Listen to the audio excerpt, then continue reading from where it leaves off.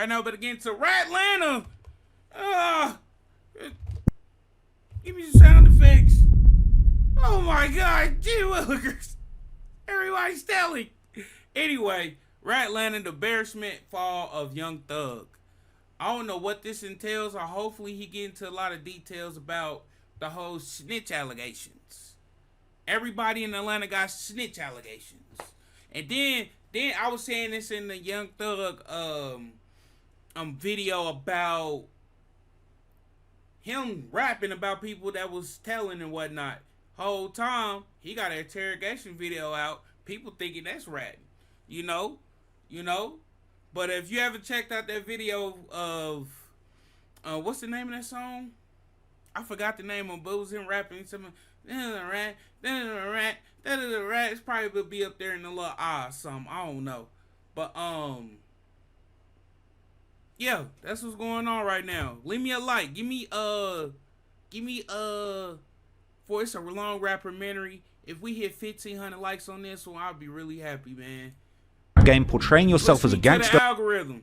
But being outed as a snitch can be the end of your career. There might be exceptions to the rule, but the reality is once you're outed as a snitch, the streets no longer want to hear your music. And if there's anybody that's ridden hard for the anti-snitching position, it's Young Thug. After pleading his way out of a serious state RICO case that called his YSL label a street gang, Thug returned home with one of the most solid reputations in the city. He went up against the state and didn't win, but managed to secure one of the best plea deals imaginable. And with his respect level at an all-time high in the streets, he set out on a mission to destroy his former friend and label signee Gunna. Despite taking a more comprehensive plea than Gunna, it seemed that Thug was incredibly bitter that Gunna took a plea and got out of jail before him. So from here, he started a campaign to destroy Gunna and tarnish him as a snitch for taking a plea and doing the same thing that Thug eventually did too. But now, it seems that Thug might have bit off more than he could handle, as after 2 years of disrespecting Gunna publicly and calling all of his powerful friends in Atlanta and telling them to stop supporting Gunna, Thug's own street reputation would be destroyed when it emerged that 10 years ago, in 2015, he sat down with investigators for a voluntary 2-hour interview where he told the police the entire backstory behind a high-profile shooting. Thug would claim that Peewee Rosco, the man they had arrested for shooting up Lil Wayne's tour bus, used to carry drugs for Lil Wayne. Thug told investigators that Peewee breaks the law every day and that he didn't want to do anything to get in the way of their investigation of him. Rosco and Lil Wayne were more than he used to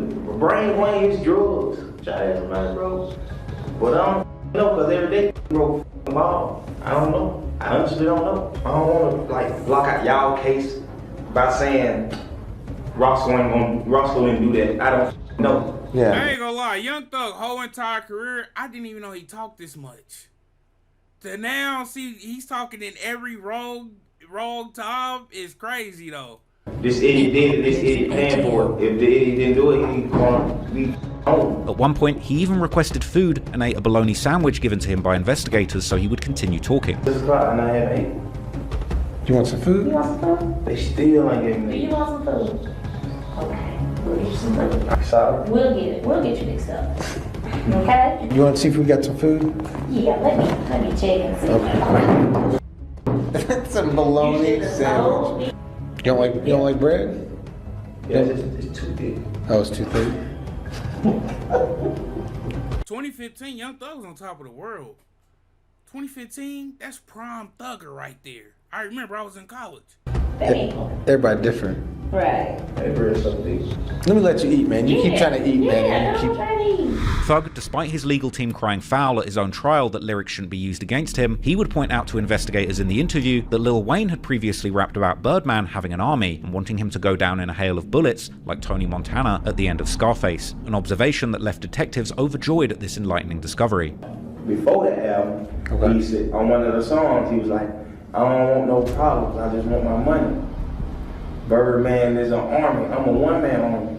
And if that coming for me, I'm going out like Tony. He said those exact words. Who is Tony? Tony Montana. Scarface. I know Scarface. See. He was like, Birdman is an army. Okay. He said Cash Money is an army, I'm a one-man army. And if them coming for me, I'm going out like Tony. Gotcha. Scarface, the last station in Scarface, yeah. And he would end the interview on a positive note, with investigators telling him he did great and Thug offering up his personal number, promising detectives that they could call him anytime for information, just as long as they didn't tell the world that he was talking to them. Mr. Williams, you were wonderful today. This Yes, sir. promises. make promises. Just keep promises. Whatever you, anytime you ever think you want to know anything, tell me. I'll tell you anything. But don't tell the world. What's your number? Yes, you can. Hey. I don't have your number. Whatever. Well, give it to me. But now that audio's leaked, the world is turning on Thug in the exact same way he wanted them to turn on Gunna, with real street figures calling it how they see it and labeling young Thug as a full-blown snitch too. Whack, you was spinning the cops. Come on now, you was. How you spitting the cops and you're telling them the truth? Who you spitting them at? Now he told him. Now he's like Roscoe's a junkie. He couldn't do no. Roscoe commit crimes and Roscoe breaks the law every day. That make the cops look at you. What the fuck are we talking about? So if you making a reservation to tell, after you already did some telling,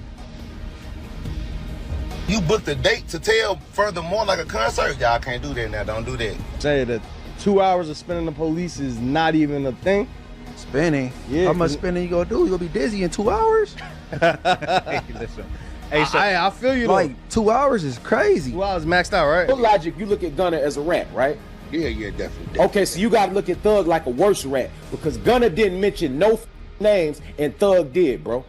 As the word snitch generally refers to, snitch being a noun, definition, a person who informs on someone, especially to the authorities, like the police. Informal and often derogatory, used to describe someone who betrays others by revealing secrets or reporting wrongdoings. Snitch. Damn. But unable to accept the reality of the situation, Thug would go on to make things 100 times worse when he decided that if he was going down, he would take down the whole of Atlanta with him, going on to call out other respected street figures in the city rats too, and using debatably flimsy information to back it up. Young Thug dropped a snippet from a song, and he mentioned you in it. Tight. You heard this. He said, Yak Gotti tricked me for some years, I didn't know he was telling. I tricked who? He said, Yak Gotti, this is Young Thug rapping. He said, Yak Gotti tricked me for some years, I didn't know he was telling. What told on? Thug basically said if he's going down, everyone's going with him, and now the city of Atlanta's reputation is in tatters, as the whole world has now labelled the city RATLANTA, the city of snitching rappers. But how true are the snitching allegations against Thug, as well as the allegations he made against others? Well, today, we're going to look into every story and case and try and determine the real from the fake, and answer once and for all, are the streets of Atlanta still solid like they used to be, or is it now truly RATLANTA, the city of snitches? Ooh, that's a nice title! Content warning. This video is about a sensitive topic involving loss of life. We've removed any graphic content to comply with YouTube's guidelines. We aim to provide informative, factual journalism on a tragic event in the public interest that does not dismiss its seriousness. All clips are used under the doctrine of fair use for news reporting and analysis. Some points made in this video are opinions and theories. I am not responsible for third-party information. If you want to watch my videos uncut and extended, go to Patreon. Please explain to me, what's the whole beef between Lil Wayne and like Birdman? Why is he trying to sue him and all that? What's the deal with that? Lil Wayne and Birdman first crossed paths when Lil Wayne was just 11 years old, when rapper Lil Slim, a Cash Money Records artist from Wayne's Holly Grove neighborhood, made the introduction. Wayne out my hood, so Wayne out of Holly Grove, y'all know I'm off Apple and Eagle. We had the autograph session and told Wayne to come over there, and he showed up. He showed up. And you introduced him to Baby? Yes. And how old was he? He was like 11. 11 or 12? Yeah, about 11. Wayne, who at the time was going by the rap name Baby D, would freestyle for Birdman, the head honcho of Cash Money Records, and Birdman would give the young rapper his business card in return. He introduced me to Baby, and I mean, I spit for Baby, and, you know, gave me a card, and I ain't never stopped calling the number on that motherfucker. While their mentor-mentee relationship started off innocent enough, Birdman would take Wayne under his wing and put him in the recording studio. Some say this mentorship came with a dark side, with Birdman introducing the young Wayne into a grown man's world, exposing him to a lifestyle he really shouldn't have been living at just 11 years old. Wayne's career kicked into high gear when he teamed up with another young talent, Lil Doogie, to form the Bee Gees, dropping their first album True Story in 1995. By 97, Wayne and Lil Doogie, alongside the Cash Money rappers Juvenile and Turk, begun rapping under the group name The Hot Boys, who would eventually become legendary in the South. Their success was meteoric. Their debut project, Get It How You Live, debuted at number 37 on the Billboard Hip Hop charts, and by 1999, their album Guerrilla Warfare blasted its way to number 5 on the Billboard 200 albums charts. It would be certified platinum, selling more than 1 million copies, and by just age 15, Lil Wayne was on top of the world. Look at this little. The block is hot, man. Next week I'll be 15. The block is hot, man. But behind the flashy videos and platinum plaques, something deeply disturbing was going on. There were rumors that Birdman had been some of his younger artists, including Lil Wayne. I don't know. I never in my life saw be manipulated the way that they were manipulated, you know. This dude used to kiss them dudes, bro. As time went on, revelations came out suggesting Now that's too far. No Diddy. that Birdman was using shady business tactics with his artists. Lil Slim, the very man who introduced Wayne to Birdman, had been the first to walk away from Cash Money in '95, convinced that he was being cheated out of his album sale earnings. Juvenile left Cash Money Records in 2001 for the same reasons, and then BG, who had been signed to Cash Money in '92 since he was just 12 years old, also left, alleging that he had received 0 royalties for his early work for albums released before 1998. Even Manny Fresh, the mastermind producer behind Cash Money's iconic sound, would eventually walk out too and take Birdman to court. In a revealing interview, Juvenile disclosed that even Wayne himself had reached out looking for guidance on how to get off the label, but Juvenile slimily told Lil Wayne that if he wanted help from him, he would need to pay. Still under Cash Money Records, in 2003, Lil Wayne made a power play, launching the Young Money label. The deal was a 51-49 split between Cash Money and Wayne, and Young Money went on to sign the biggest male and female artists in hip-hop history in 2009, Drake and Nicki Minaj, bringing about the Young Money era, where the Young Moolah Baby tagline was all over radio. But by 2013, the era came to an abrupt stop, because the money wasn't flowing like it was supposed to, and Lil Wayne's royalty payments allegedly started going missing, and his cut of Drake's massive success was apparently nowhere to be found. But worst of all, the actual music rights that Lil Wayne was supposed to co-own with Cash Money were locked down solely under Cash Money's name. But the final straw seemed to be the indefinite shelving of Wayne's highly anticipated The Carter 5 album. Wayne's frustrations boiled over in a series of tweets in December 2014, where he called out Birdman and Cash Money for refusing to clear his album. This was something that Young Thug would eagerly speak about during his 2015 interrogation. Please explain to me, what's the whole beef between Lil Wayne and like Birdman? Why is he trying to sue him and all that? What's the deal with that? And Bird, they fell out. Then I was like, what the hell going on with you and Wayne? Tell him. He was like, he mad because I don't want to put his album out. At the time, Wayne was calling himself a prisoner and claiming his creativity was being held hostage, while stating how he desperately wanted off the label and to have nothing to do with Cash Money anymore. As Thug would later explain to authorities, Lil Wayne had essentially found himself in a situation where putting out his album meant that he could get sued. So after he was just like a year and a half, he just saying free Carter 5. Man, he was like, Birdman, this nigga dropped my album. This and that and that and this and that. So they had the word fool. You can't put out no album. That's why he's so mad, because he's like, he got the album, but he still can't drop it. He like, so he can't make no money off of that album, baby. He like, he'll say on the mic, drop my album. He can't put it out. And then in 2015, Lil Wayne filed a lawsuit against Cash Money and Birdman for a staggering $51 million. I always had in my mind, Wayne mad about his album not coming out. And then Wayne never said to the world, Birdman never paid me. The whole time they had problems, he always said, free to Carter 5. Free to Carter 5. That's his album is called Carter 5. And Birdman, they never put it out. But let's take a step back and look at how Young Thug came into the picture. In 2011, a 19-year-old Jeffrey Williams was just another hungry artist grinding in the Atlanta underground music scene with dreams and aspirations of working with Lil Wayne. What's next for Young Thug? Who should we look forward to you working with? Do music? Any mixtapes when it come out? What can we expect in 2011? Wayne, Young Money. I'm working with them. You are right now? No. Are you going to? You're going to. Yeah, Young Money, I'm coming.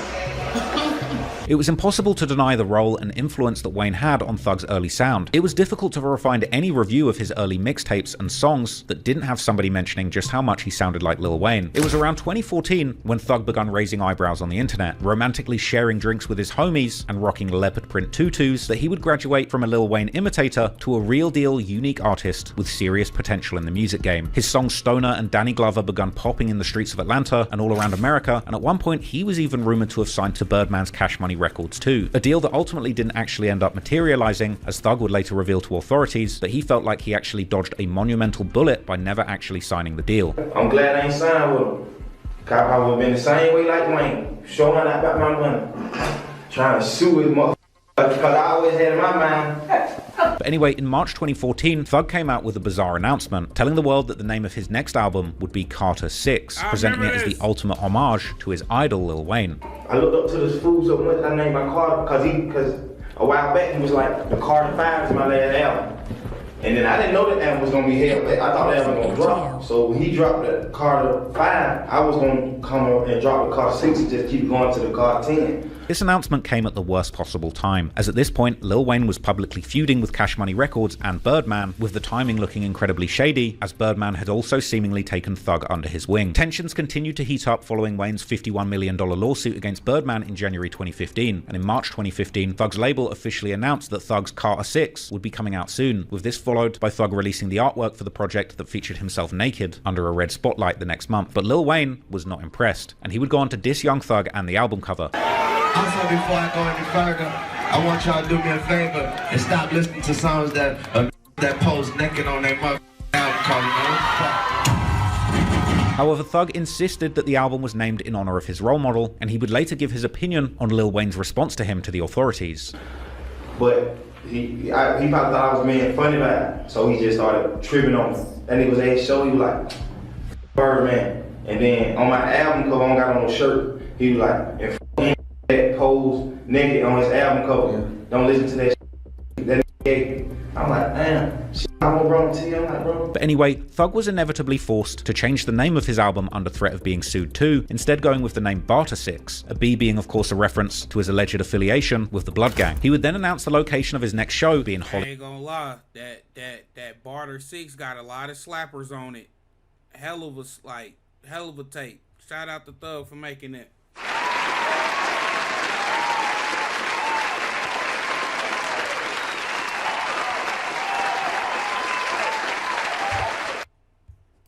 Grove, New Orleans, Lil Wayne's hood, with Thug telling the world that he would be pulling up, strapped with guns, or as he referred to them, Yeah, YSL. Carter 6 coming out Friday, first show, New Orleans, Holly Grove. Meet me there, better yet, beat me there, you did. With them too. Yeah. And Barter 6 would indeed officially release on April the 17th, 2015. Lil Wayne immediately fired back during a live performance, making his position clear. There was no such thing as the Carter 6. If there were any other albums that dropped recently, tell them I say suck my ain't no mother such thing as Carter 6. You let them know Tunchi says suck my.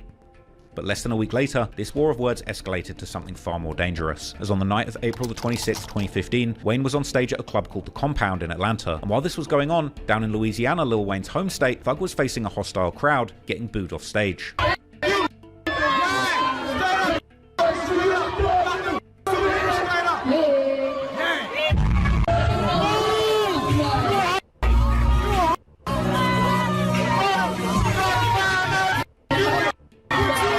Their rivalry was playing out in real time in two different cities, and ironically, they were both on each other's home turf. But as Lil Wayne performed, Thug's affiliates and alleged members of the Blood Gang, including Peewee Rosco, real name Jimmy Winfrey, descended on the venue. Police would claim that they spotted Rosco driving his own personal white Camaro, as well as claiming that they had spotted an assault rifle inside the vehicle. Reportedly, a confrontation had taken place when Rosco was refused entry into the venue, with it being suggested that at some point he promised to spray the bus. After the show, Rosco left the area, and while the show was shutting down, law enforcement provided Lil Wayne and his entourage a police escort to get them out of the area. But their escort ended as Wayne's tour bus entered into a new jurisdiction, driving onto the Interstate 285 when the white Camaro would pull up beside them, and soon shots from a 40 cal and 9mm handguns would riddle both buses with bullets. The investigation that followed this shocking act of violence would produce some even more disturbing findings, as the alleged triggerman Peewee Rosco would allegedly call Birdman's phone right after the shots were fired, and once Wayne's bullet-riddled bus screeched to a halt at the Mandarin Oriental Hotel, while still on the phone, Rosco made his way back to Wayne's location. But fortunately,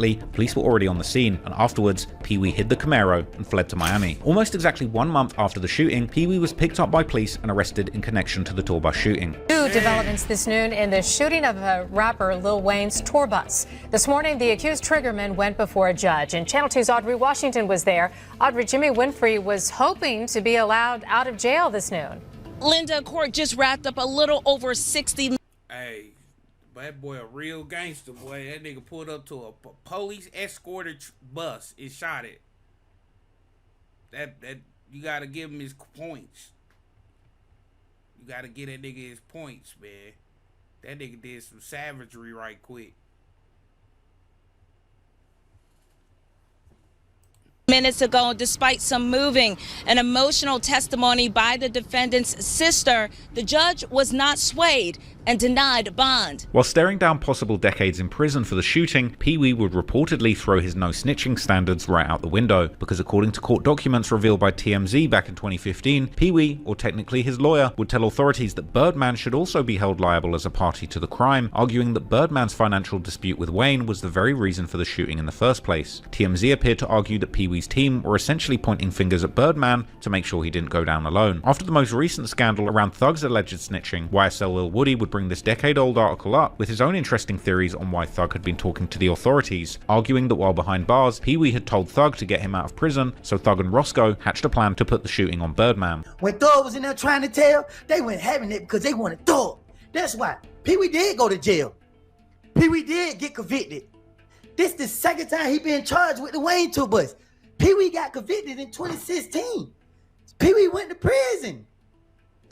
Thug, he told Thug and them, hey man, y'all better get me out of here. Go look it up. TMZ already exposed it. Peewee had turned on Birdman. He already got to it. Right. They already got to it. Right. They already got to it.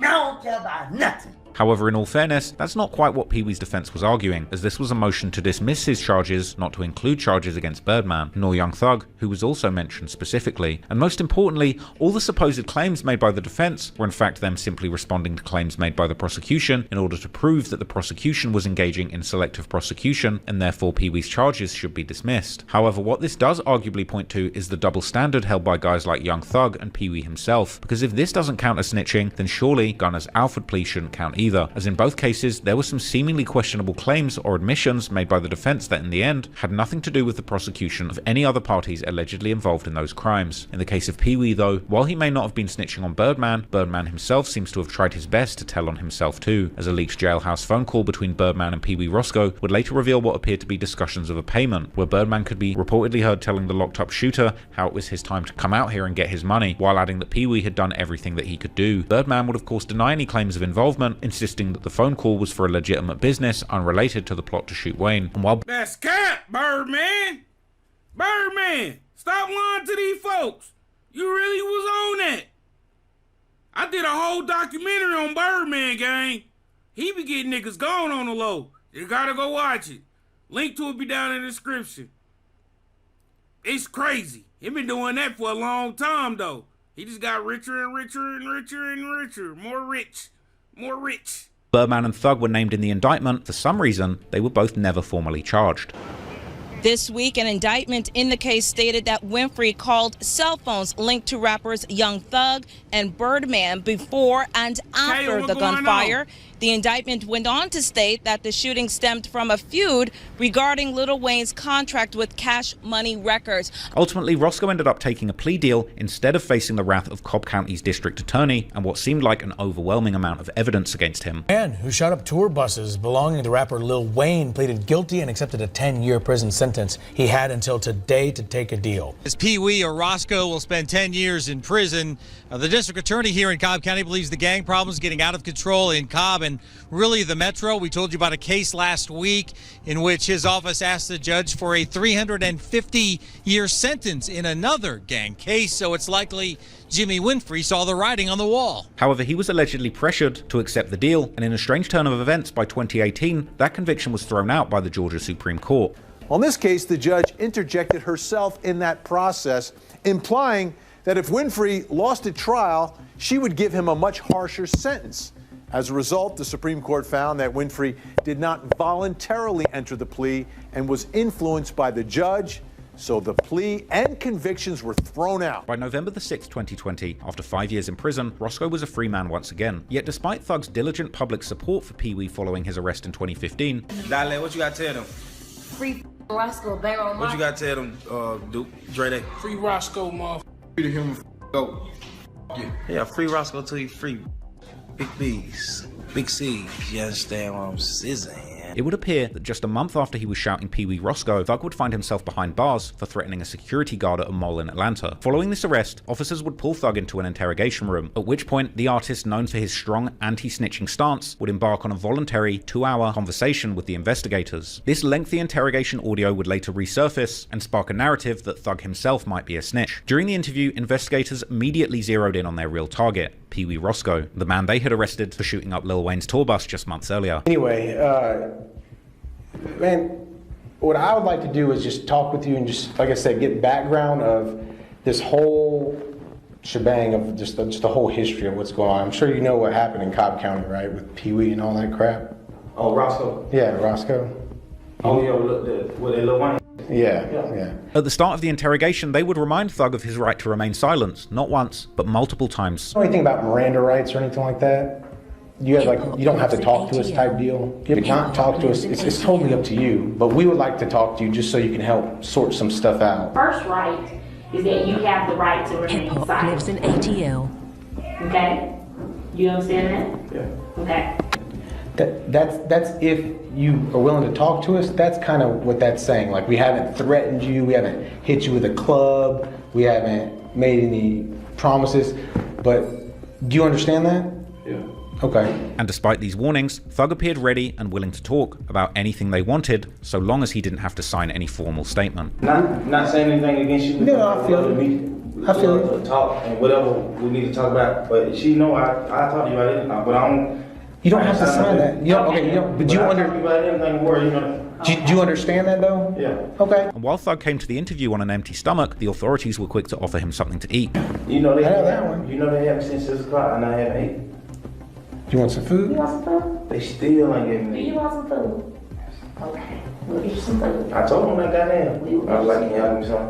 What unfolded in this conversation appeared to be a flagrant betrayal of the street code, as Thug would provide They told that nigga so many times that he ain't gotta talk if he ain't want to. Okay, cool, that happened. Now my next question, how did he get down there? Usually when police pull you in into an interrogation room, they want to talk to you about something. So how did they even figure out Young Thug was even dealing with anything? And I know Peewee Rosco's his man, so maybe that brought him down there. Okay. If they ain't got no evidence on you, why you even still talking, gang? 2 hours of trying to spin the police is obsessive, in my opinion. And then this nigga asked for food, and they gave him a cold bologna sandwich. I would be hot. That would have made me madder. I ain't gonna lie. That would have made me some type of bad. Who the fuck you think I am eating a bologna sandwich? No niggas are not beyond bologna, but come on now, gang. Come here with some Zaxby's or something. Give me something that's gonna get me going with the talking. Give me something. Give me something. Give me something. If I'm telling, I need a steak meal with two loaded baked potatoes. Hey, A1 sauce. You feel me? Get something to get the telling juices going. You feel me? If I'm a snitch, give me something great. Give me something great, gang. Come back with a 10-piece fry hard lemon pepper wet. You hear me? Hey, fries. Lemonade, no ice on the drink. Matter of fact, come back with 2 lemonades. Cause I need the lemonade for when I eat, and then I need a lemonade for when I tell. You know what I'm saying? I need the snitch lemonade. For real. Matter of fact, no, I'm just playing. Investigators with a detailed breakdown of the entire beef between Birdman and Lil Wayne, framing it primarily as a business dispute over unpaid money. Anyway, please explain to me, what's the whole beef between Lil Wayne and like Birdman? Why is he trying to sue him and all that? What's the deal with that? Hold on now, hold on. And we'll never go. So I said, like, what the hell? I said, what the hell going on, Wayne? Why you don't? I said, cause they got so comfortable with him. By then I was like, why you tripping on that? He said, it's crazy. He want me to put the damn album out. He don't even got the single out. If I put the album out, he ain't gonna do that shit. I ain't gonna make him look crazy. Gonna make him look bad. I can't put it out. So that's what I was like, oh damn, Wayne want the album to be out. But deep down, it ain't about the album. Birdman ain't paid him for some shit. And he would even piece together lyrics for the cops, letting them know that Lil Wayne had previously rapped lyrics that inferred that he might go down in a hail of bullets like Tony Montana at the end of Scarface.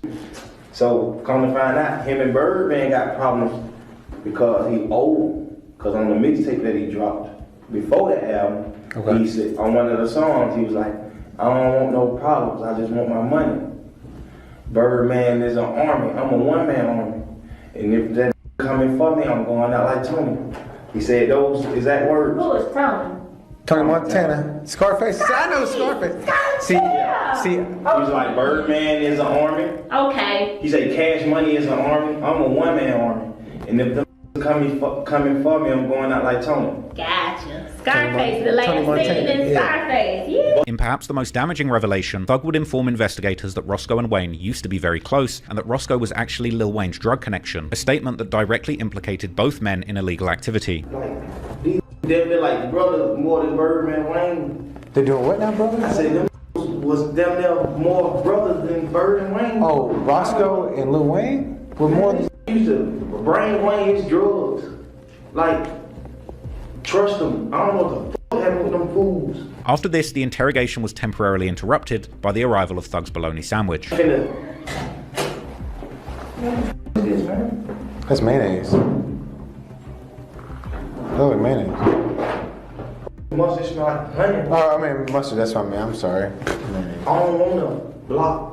Throughout the interview, Thug made a careful dance around directly confirming Roscoe's involvement in the bus shooting, frequently saying that he didn't know if he'd shot up the bus, that he didn't think he did, but also pointing out that he didn't want to get in the way of their investigation. This idiot did it, this idiot paying for it. If the idiot didn't do it, he's going to be home. Yeah.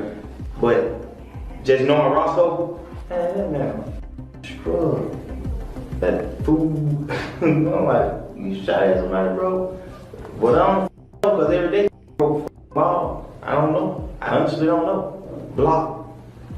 I don't want to, like, block out y'all case by saying Roscoe didn't do that. I don't know. By the end of this marathon session, Thug had provided so much information that the investigators literally ran out of questions, and they thanked him for doing such a great job.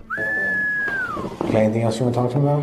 Nothing right now. Alright, man. Mr. Williams, you were wonderful today. Thug in turn left the door open for them to reach out to him anytime, providing his number under the condition that no one would find out about him talking to them. Listen. Yes, sir.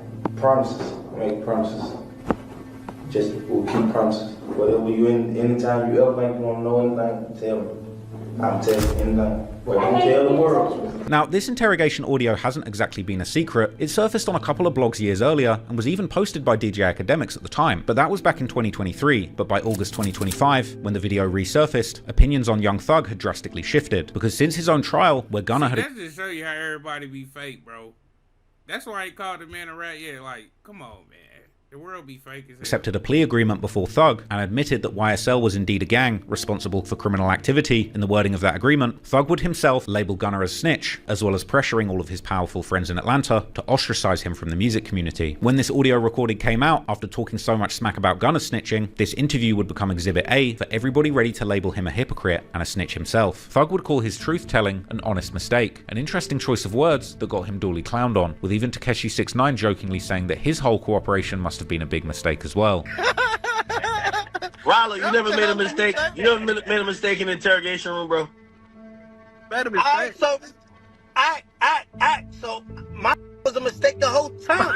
That was a big mistake. So sit down and mistake in this spot. Thug continued by saying that he told detectives that they used to sell weed to try and prove that there was no beef between Peewee and Wayne, which was an obvious lie from Thug, who in fact told detectives that it was only Rosco specifically who had sold drugs to Wayne. Oh, Rosco and Lil Wayne were more than... He used to bring Wayne's drugs. In a potential attempt to deflect, Thug also accused Rolo of telling Fulton County District Attorney Fannie Willis that he was willing to testify against Thug and YFN Lucci to get out of jail, an outlandish claim that had zero evidence to back it up, with Rolo hopping onto Academics' stream to say that the street code dictates that the allegations need to be backed up by paperwork. It said, I tried to testify on YFN Lucci and Young Thug. When? What the see, that's the type of I'm talking about right there. What the that came, who the wrong this, like, where in the hell that came, where we seen that in black and white at? Okay. You got to be able to show the person the paperwork or the documentation on who this person told on. Right. Thug continued deflecting on Twitter by reposting a 16-second clip from the 2-hour interrogation that conveniently left out him telling on Birdman, Wayne, and Rosco, and instead focusing on one line where Thug would deny that he, Lil Wayne, or Birdman were blood members. All y'all are bloods, right? Like Lil Wayne, you, and Birdman, all y'all. So, I mean, I just don't see why the beef makes sense, though. Blood? Yeah. Blood. Man, that's what y'all said on the song.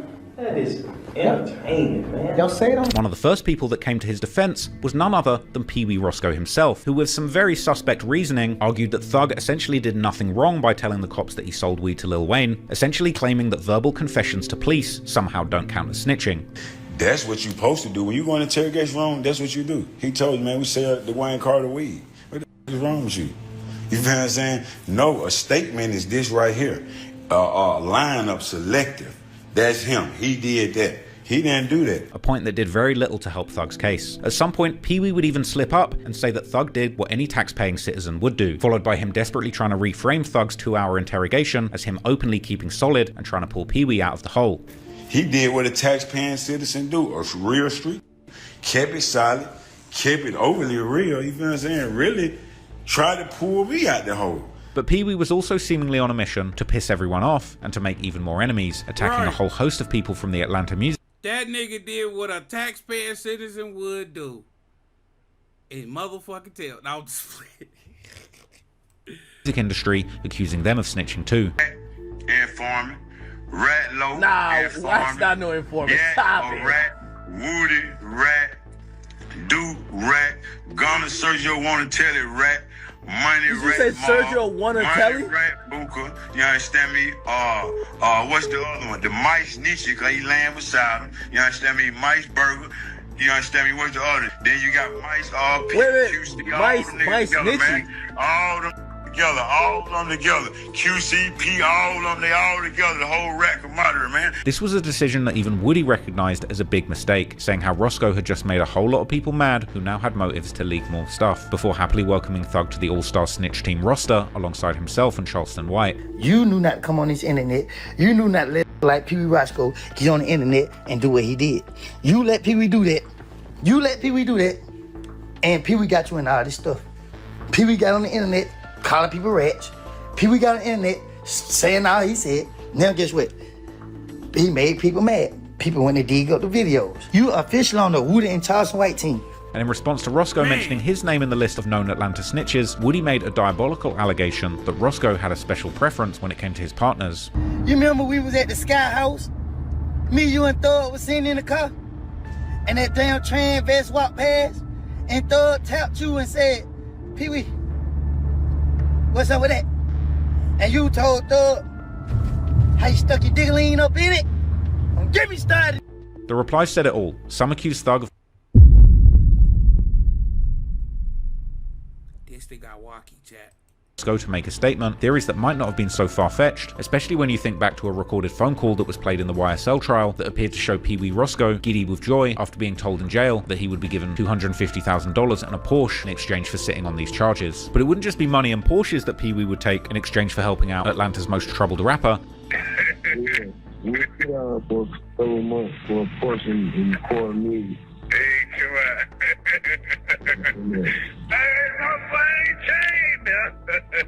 Because interestingly enough, during his defense of Thug, Rosco would be spotted wearing a wallet chain around his neck that appeared to be the same one that young Thug had been gifted on his birthday by Metro Boomin just weeks earlier. Others were frustrated at the culture's hypocrisy, where picking and choosing who was a snitch seemed to be based simply. I was wondering about that chain. It is a wallet chain, and I'm like, it looks off, but I just kept it pushing. He did get paid off, Chad. He got paid off. He got paid off the big bucks. A portion, a couple million. I mean, a $250,000. He got that because he got the new veneers with the diamonds on the side of them. Yeah, he's getting taken care of. On personal bias rather than the actual street code. People also drew comparisons between Thug and Gunna, pointing out that Gunna was being called a rat for talking a lot less than Thug did. But now that we've covered Thug's alleged snitching, it's only fair that we also speak about his ops. And who better choice than Thug's oldest arch nemesis, YFN Lucci, whose alleged gang went down in a similar fashion to Thug's YSL. But did Lucci... It's a lot going on, chat. We're going to take some time off on this. We're going to come back to it. We got to finish this today. Lucci and his team keep it solid in the same way, or, as some have claimed, did Lucci himself also slip up and end up falling short of the strict no snitching rules when push really came to shove and his life was on the line too? When it comes to the beef between Thug's YSL and Lucci's YFN crews, I've already made several videos that go into incredible depth about it. In the latest of those videos, my over 3-hour deep dive into the Young Thug and YSL trial, I also break down the history of the Atlanta gang scene starting from the 2000s. So if you want all of the context behind this, you can go and check those out. But for the purpose of this video, all you really need to know is that both YSL and YFN are Atlanta gang sets with alleged ties to the National Blood gangs, with YSL allegedly led by Young Thug, hailing from the Cleveland Avenue area and being allegedly at least somewhat affiliated with the East Coast-based Money Murder Blood Gang, while YFN, allegedly led by Lucci, is a faction that's allegedly part of a larger set called ABG, aka the Atlanta Blood Gang, which hails from Summerhill and Peoplestown neighborhoods, and it's primarily associated with the West Coast originated Inglewood family gangster bloods, also known in Atlanta as the IF Gang. Now, once upon a time in the early 2010s, the different blood gangs and sets in Atlanta were seemingly relatively friendly with each other, this including also YSL and ABG, whose members would even make a music video together, like Thug from YSL and a rapper called Bloody J from the ABG, who would even put out an entire project together called Black Portland in 2014. Unfortunately, in the following year, in 2015, everything would change after the infamous murder of Big Nut, real name Donovan Thomas, a highly respected member of the IF Gang and a music industry insider, who had helped launch the career of YFN Lucci himself, with Lucci signing to the local Think It's a Game label in 2014 when Nut was a key associate. Nut's murder allegedly was committed by members of YSL, although the Fulton County prosecutors would ultimately fail to prove this during the YSL trial. This killing would launch the city of Atlanta into a bloody war between these two factions and their affiliates, while also making YFN Lucci and Young Thug each other's worst enemies. At the same time though, YFN Lucci's music career would begin to garner some significant mainstream attention, with songs like his 2016 anthem Key to the Streets featuring the Migos. But while Lucci was on his way to becoming a household name in rap, just like Thug, he couldn't stay away from the streets, and as the prosecutors would later claim, at some point Lucci's YFN crew and the broader ABG Atlanta Blood Gang would even begin making street connections all the way in Miami, Florida, where they would get affiliated with a gang hailing from the Liberty City neighborhood in North Miami, more specifically the Liberty Square Public Housing Project, also known locally as the Pork and Beans Projects, or simply the Bean. This gang set was known as the Bloodhounds, or BH, not to be confused with the Chicago-based crew of pill-crushing, chain-snatching demons with the same name. Particularly Lucci would seemingly become close with local rappers from this set, like the rapper known as CP3, with the two even releasing music together like the song No Love, which would get a music video released on the 25th of December 2020. But unfortunately, their collaboration wasn't just limited to music, because about 2 weeks before the release of the music video on December the 10th, Lucci, together with CP3 and two other Bloodhound affiliates from Miami called Litty and DaBaby, were driving around Atlanta in Lucci's Maybach. Police would later recover a video from that day where one of the occupants, DaBaby, would tell the camera how they were going to F this city up. According to reports, Lucci, who was the driver, had taken himself and his Miami hitters to the 900 block of Dimmock Street, which happens to be in the hood of the set known as 4PF, who were primarily Rollin' 60s neighborhood Crips, and of course best known for the affiliated rapper Lil Baby, who for a long time has been good friends with Young Thug, with the prosecutors later pointing out how the Rollin' 60s in Atlanta had become affiliated with YSL, while also having a rivalry with the IF Gang. What followed when Lucci and his partners from Miami pulled up to 4PF's hood was captured on security cameras. At about 5:15 PM, the Maybach driven by Lucci would pull onto a shoulder, at which point CP3, real name Ravon Boyd, and DaBaby, real name James Adams, would allegedly open fire on several men, striking a 32-year-old victim in the abdomen who would thankfully end up surviving. But shots were also fired back at Lucci and his crew. One of the bullets ended up hitting DaBaby, aka James Adams, in the head, critically wounding him, and not long after, Adams was apparently manually ejected from the car, in other words thrown out, and left dying on a nearby street, with a recorded 911 call capturing the terrifying moments after the shooting when a female bystander would find James's almost lifeless body. We need an ambulance. Somebody is laying out. Somebody, I don't know if he barely. Let me connect you. Stay on the line. Somebody just threw him out of the car. He shot in the head. He just took his last breath, man. Given that Lucci had been driving his own luxury Maybach for this spontaneous crash out, he must have had a pretty good hunch that he was out on borrowed time. But still, between the shooting and his eventual arrest, he would sit down with DJ Vlad for an interview that would later be dissected by both fans and law enforcement. YFN Lucci, welcome back. What's happening? How you feeling? How you been? In the interview, Lucci revealed the dangerous reality of his situation in Atlanta, admitting that he had to use a bulletproof vehicle for protection. Bulletproof? GMC? Yeah. Okay. That's what's up. Yeah. When asked about the ongoing feud with Young Thug, Lucci's response seemed to suggest that their beef was beyond repair. And the two of y'all, you and Thug have been kind of doing their back and forth. I mean, when you fired off the gun, he was making some comments on it. Is there any way that y'all could work it out? I'm saying, what out? Whatever issues y'all got, and I don't know what the issues are, but could it be worked out? Y'all do some music together? We ain't nothing to work out. But fortunately, he wouldn't get a chance to slide on YSL though, because in January 2021, Atlanta police officially announced charges against YFN Lucci, revealing that they were seeking him on felony murder, aggravated assault, participation in street gang activity, and possession of a firearm during the commission of a felony charges. The announcement came with the news that the two alleged accomplices, 17-year-old Leroy Pitts, aka Litty or Lism, and 23-year-old Ravon Boyd, aka CP3, had already been arrested in Miami with assistance of federal authorities. Just over a month after the December shooting, Lucci would turn himself into the police, and surprisingly, despite their heavy rivalry, Young Thug showed some support for Lucci, posting a video with the hashtag #FreeAll on social media, saying that he didn't want to see anyone locked up, op or not, with the implied message perhaps being that he would rather have him outside, where he could get his own YSL goons to deliver street justice to him. Lucci's defense immediately pushed back against the charges, emphasizing his client's innocence, and while his bond was initially denied, a month after his arrest, Lucci would celebrate his release after posting a hefty $1 million bond. Hey, bro, home. You hear me? I had to switch the jacket inside out, man. I didn't want to come out the same way I went. But then, in May 2021, just 4 months after bonding out on the murder charges, the Fulton County grand jury would deliver a 75-page, 105-count RICO indictment, ensnaring Lucci and a dozen other individuals, including ABG members like the rapper Bloody J and Lucci's Bloodhound associates from Miami, in a sprawling racketeering conspiracy that dwarfed his original charges. Here, an Atlanta rapper, among a dozen others, indicted on racketeering charges as part of a massive gang crackdown.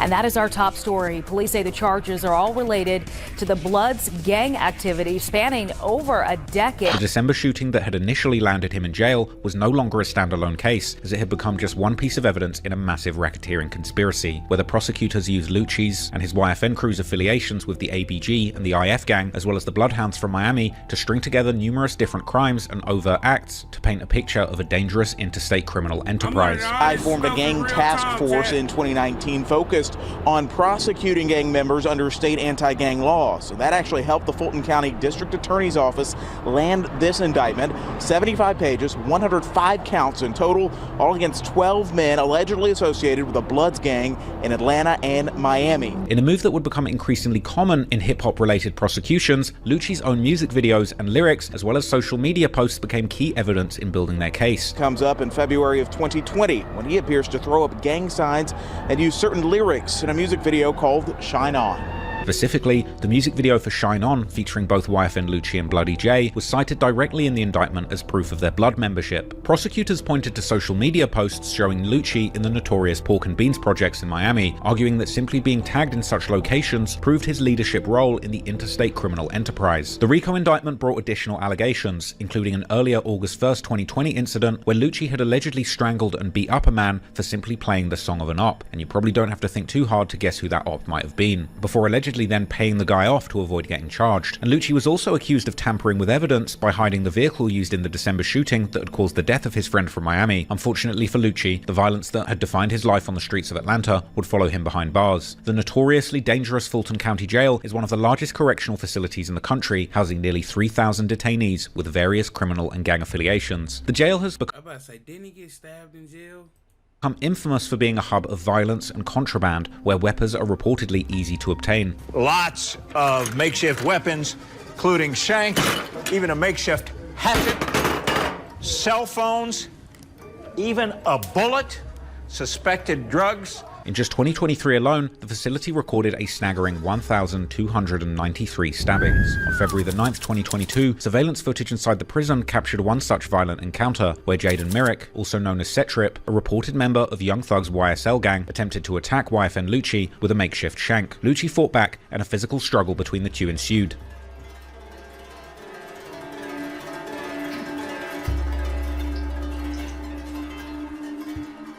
Continuing down the stairs, where Lucci managed to wrestle his attacker to the ground.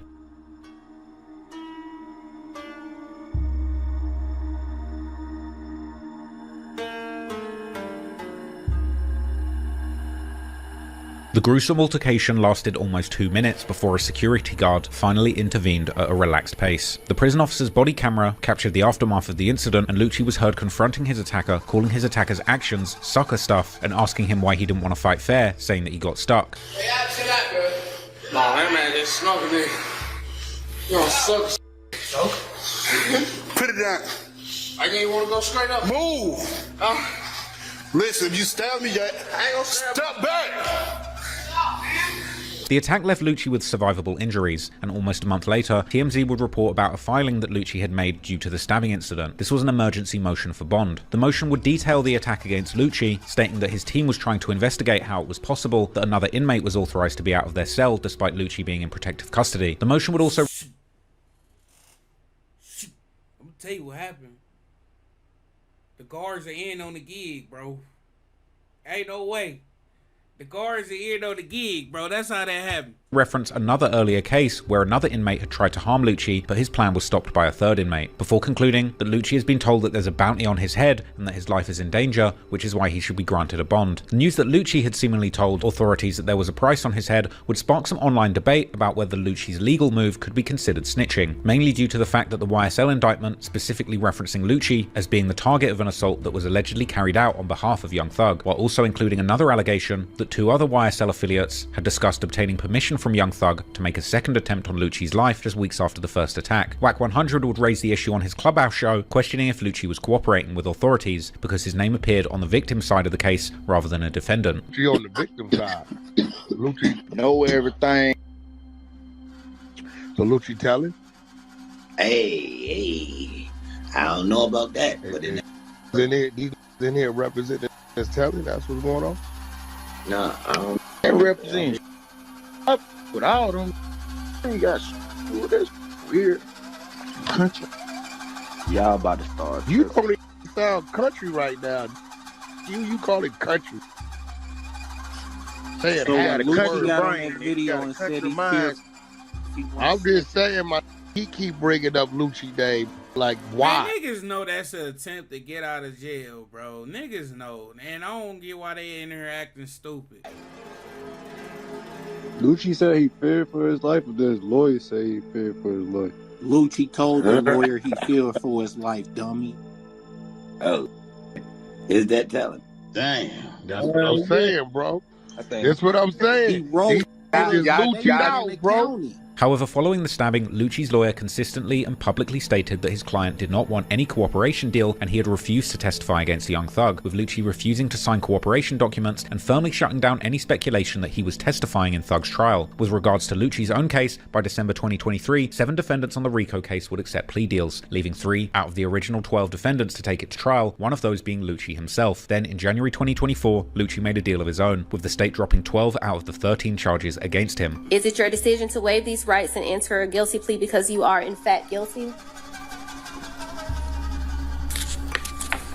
Yes. How do you plead to count 69 in indictment 23 SC 188921? Guilty. Lucci was sentenced to 20 years with 10 to serve, also receiving credit for time served and a crucial letter of support from DA Fannie Willis recommending early parole. Finally, on January the 31st, 2025, YFN Lucci walked out of prison a free man, having served his time without snitching, not even on his ops. And as a response to the recent revelations about Young Thug's alleged telling, fans would create lists of Atlanta rappers who had been locked up but never snitched, with Lucci's name appearing second on the list, right behind Gucci Mane. Now with a reputation as one of Atlanta's most solid gangster... A lot more Atlanta rappers is in jail and on the way out, man. He'd been spotted coming out of jail, being picked up by his family in a fresh Rolls Royce, and enjoying his newfound freedom. And he's had massive success with his first single he dropped since his release, January the 31st, My Truth, racking up a whopping 20 million views in just 3 months. But clearly still haunted by the tragic case where he witnessed the death of his friend. He still owns the original Maybach that shootout happened in, and has now turned it into a public monument to honor the progress that he's made since this low. A shrine nearby a display of the car reads, "This is YFN Lucci's Mercedes Maybach truck. It's more than a vehicle. It's a testament to both both dreams manifested and obstacles overcome. This automotive masterpiece was gifted to YFN Lucci by Think It's a Game CEO Gervin Fly Henry. Like its owner, this vehicle embodies power, luxury, strength, and now endurance. Beneath its polished exterior lies a deeper significance. This Maybach's legacy is intertwined with a profound loss, a silent witness to the pain felt when beloved friend James "Baby" Adams lost his life during a tragic shooting on December the 10th, 2020. As we admire this symbol of achievement, we simultaneously honor a fallen comrade who was a pivotal part of the journey. This Maybach now stands here as a monument, so on this next album, when you hear the words "riding in this Maybach cost me 3 lawyers," understand its true history. YFN Lucci did get some flack for lyrics in his comeback song where he appeared to suggest that despite his friend passing away, at least it happened in a luxury Maybach. In 2025, following the exposure of some of the biggest rappers in Atlanta, it's highly likely that YFN Lucci will go on to have one of the most promising careers in the city's history, but only if he stays out of trouble with the law and his enemies. On May the 9th, 2022, Fulton County District Attorney Fannie Willis charged 28 members of the Young Slime Life record label in a RICO indictment, with prosecutors alleging the gang was responsible for multiple murders, shootings, and racketeering activities dating all the way back to 2013. At the center of it all was Jeffrey Williams, known better on the streets and the rap world as Young Thug. See this coming. Young Thug and Gunna are among 28 people associated with YSL, that's the Young Stoner Life, that have been charged in a 56-count indictment yesterday. The indictment painted YSL as a violent criminal organization that had terrorized the city of Atlanta for nearly a decade. But what seemed like a straight-ticket conviction against one of Atlanta's most notorious alleged criminal street gangs would instead become the longest criminal trial in Georgia history, with a courtroom circus that would expose the messy reality of street loyalty when the walls close in. So now Young Thug done come out snitching. Young Thug got a video in the interrogation room for 2 hours, having dialogue with the police about crime and criminals, but he don't want to work with Gunna. Come on, homie, look at the hypocrisy. Giving rise to questions about who committed what crimes, and even, far more damaging by street standards, who told on who. When the trial began, the prosecution thought they had the perfect weapon to answer those questions. That weapon was Kenneth Copeland, aka Lil Woody, a former YSL associate who himself had an exceptionally friendly relationship with police, with recordings of Woody speaking to police dating all the way back to 2015 too. Back in 2012, he even alleged that he knew about a hit that was about to happen on Young Thug's orders. Somebody's supposed to get killed tonight. Who? You know who. I don't know who. But there's so much going on in the city, I don't know who. You're gonna have to... This is a murder that's about to take place with some very bad people. And the stuff that I know right now, you know what I mean, she'll be able to help me get out of my situation. And claimed he was willing to work with the authorities in order to get him off the streets. The person y'all just think that I did tell me anything. He wants him. He want him as bad. So you're talking about Jeffrey? He's still stupid. You know what I mean? Like, he rich. Why would you be stupid? That's why I get away from him. I go, I get away from him. That's why you never see me post. I don't know. I mean, I just hate being around. And as the case for the YSL RICO was slowly being put together behind the scenes, prosecutors approached Woody with a deal for immunity if he agreed to testify against Young Thug and YSL in the upcoming trial. This immunity deal was crucial because Woody was facing serious federal gun charges as a convicted felon, charges that mysteriously disappeared just 1 month before Thug and the other YSL members were arrested. With that, the prosecution believed that they had structured the perfect arrangement, as Woody could testify about everything he knew without fear of prosecution. But the moment Woody took the stand, he would put on a circus show that would threaten to derail the whole case. Woody's time on the stand started with him refusing to answer basic questions and pleading the fifth when asked for his actual age. Question. Okay. How old are you? Grown. Okay, what does grown mean? I'm an adult. Okay. And when you say you're an adult, what number in years are you?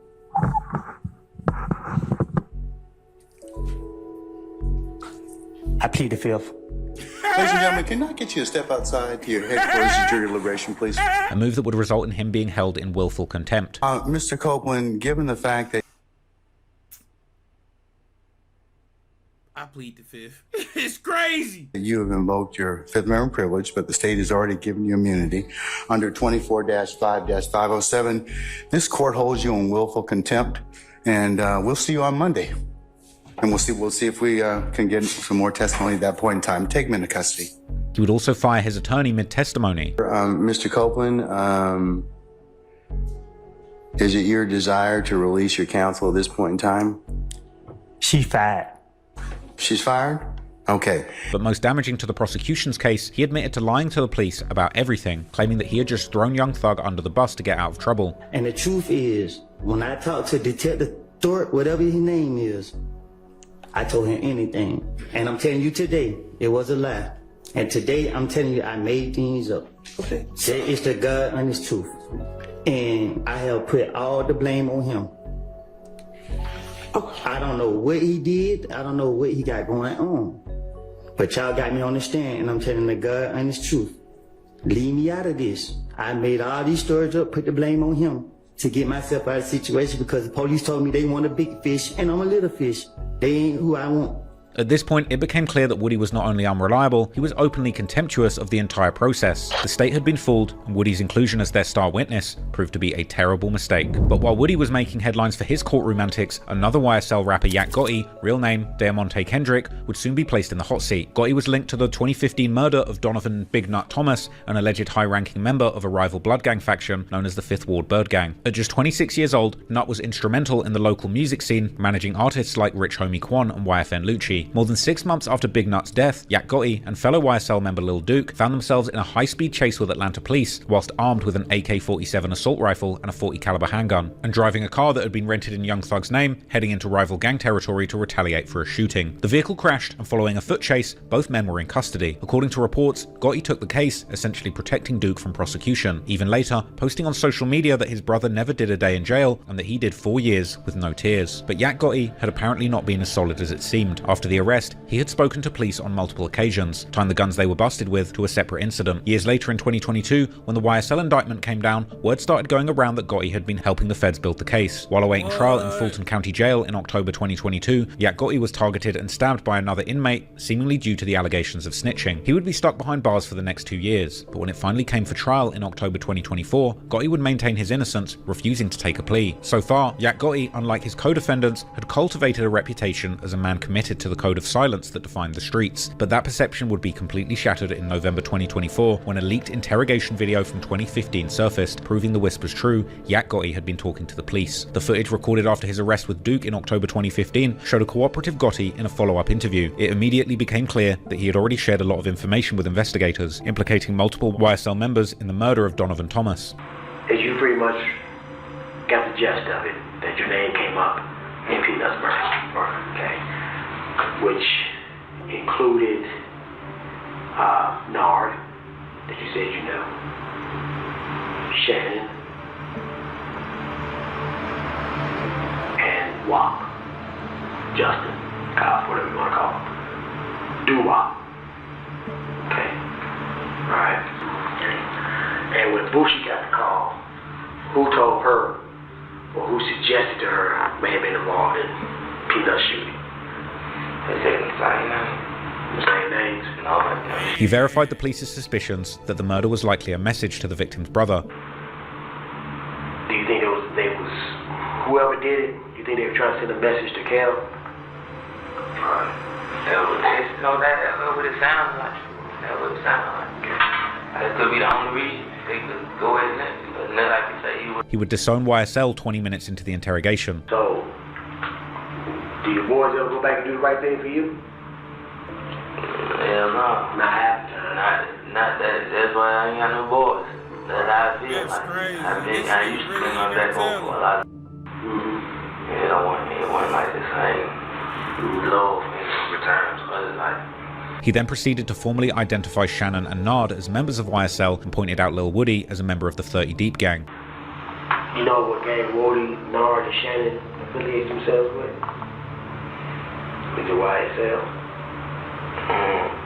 Yeah, but Woody was 30. Yak Gotti's mood visibly lifted the moment food arrived, briefly pausing to say a prayer at the detective's suggestion. I used to find myself in a lot of people want to help me. You know that, right? I used to find myself in too much. Right. So it's just like, ooh, that's some fresh 10 piece. Say your prayers. That boy telling good. Gotti didn't just stop with what the police already knew. He offered details on a previously unknown 2014 shootout where he was shot 5 times and an innocent bystander was also caught in the crossfire. We were right in the middle of the street, type. Right, pull out that gun and just get the lick. Right, yeah. And you the only one that got shot? No, hell no. Some innocent bystanders. A lot of folk got shot. When was this? Like last year. Like 2014? Where? Our street.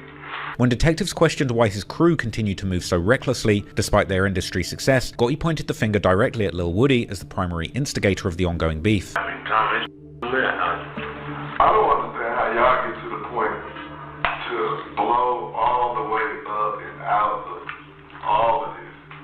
And y'all dip back and forth, back and forth. Who is y'all? Just as a crew, period. Including like Woody.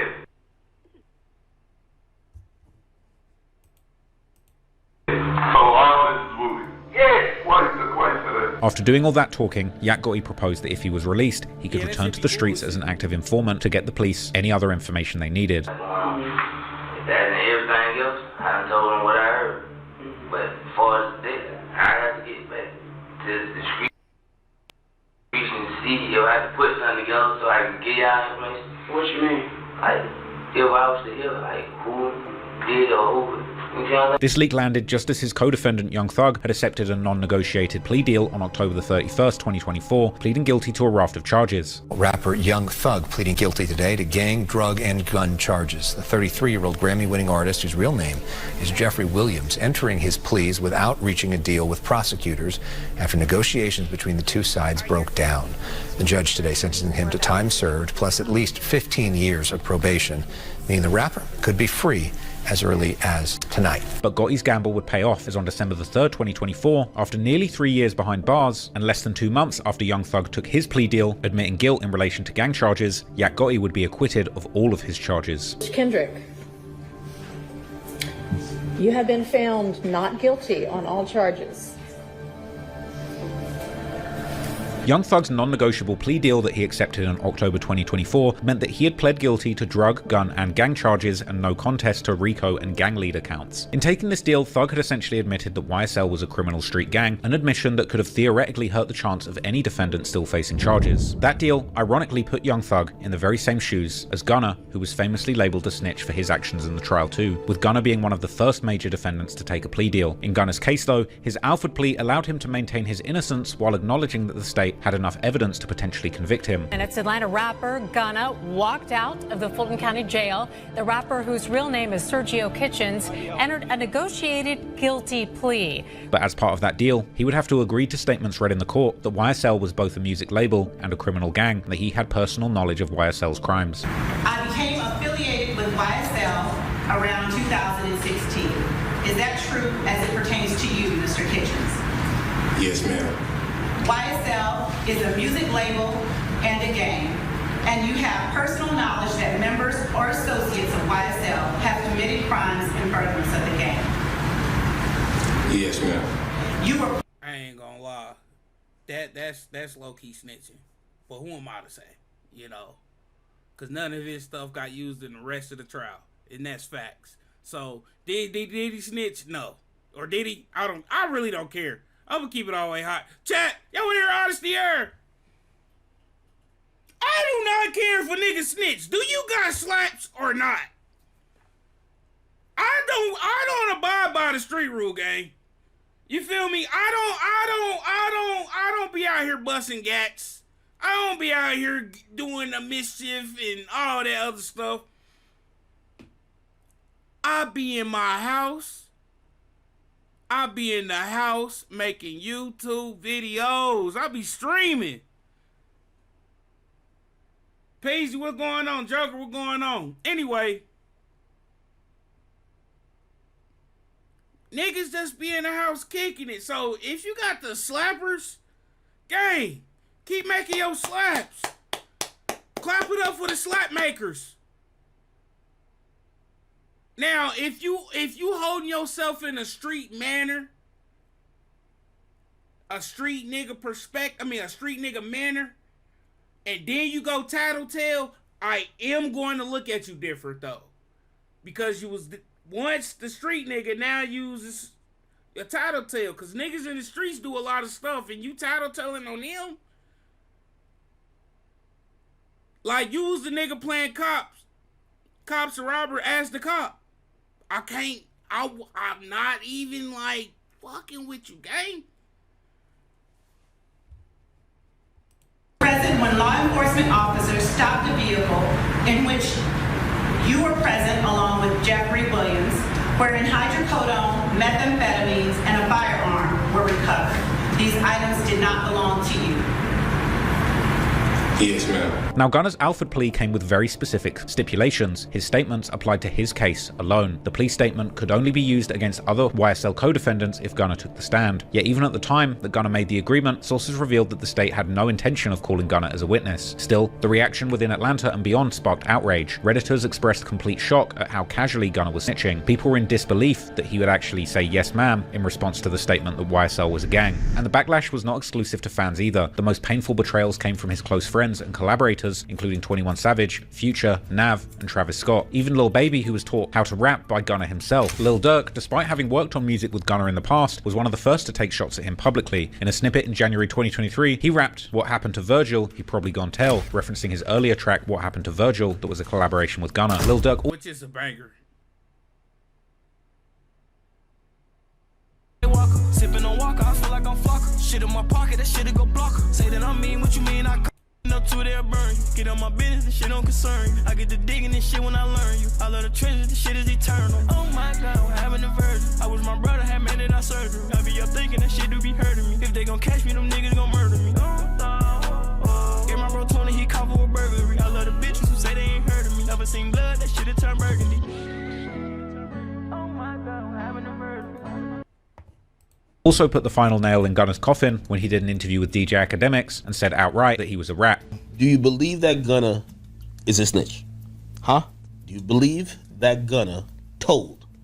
Man, I don't sit up and play games, man. That man told. You should have went in there and kept your mouth closed. Gunna, however, wouldn't be the last person to take a plea deal in the case. YSL member Walter Murphy, who prosecutors alleged founded YSL alongside Thug, took a plea deal as well and even agreed to testify. Rappers Slime Life Shorty and Lil Duke also accepted plea deals. But even more damning, in the same month that Gunna took his Alford plea, Young Thug's own brother Unfunk would plead out to avoid a lengthy prison sentence himself. In a phone call recorded while Young Thug was still in jail fighting his charges, 21 Savage would ask Thug if he had told his brother to make the agreement, something that he swore on God that he didn't do. Bro, you seen your brother plea? Most definitely. But he said you told him to do that. Man, watch out. Man, oh God, that's what he telling the street. Man, oh God, he kept. On that same God, he kept. Thug then pushed the same narrative that Gunna taking his plea made it cool for the rest to do the same. Nigga, you took a plea first, so you done never made it cool for everybody else to take a plea. Like, I don't respect that. But unlike Gunna, years later, when Young Thug was catching heat for his 2-hour interrogation video that leaked, Thug would go on Twitter and defend his brother's decision, admitting to the world that he had actually told his brother to take the deal to spare his mother being away from her son any longer. Even Young Thug, eventually taking his plea deal nearly 2 years after Gunna's, would ultimately make similar admissions, pleading guilty to gang charges to get out early. The main difference was that Thug's plea was structured as a blind plea, meaning he didn't have to agree to factual stipulations like Gunna had, but also foregoing any foresight about a potential sentence before handing in that plea. Since your guilty plea is a blind plea or a non-negotiated plea, the state is making a recommendation of sentencing to the court. Young Thug had also accepted a plea to secure his release, just like Gunna did. Thug's deal also required him to admit some facts too, such as gang participation. But Thug claimed that Gunna's statement about YSL being a gang ultimately made the state's case stronger. It's a gang. He said YSL is a gang, and he know people in this on this trial who committed crimes in furtherance of the gang. That means you did it. Yet Gunna's statements were never used in trial, and Thug's own pleas and admissions had also validated the prosecution's case against YSL. 57, participation in criminal street gang activity. How do you plead?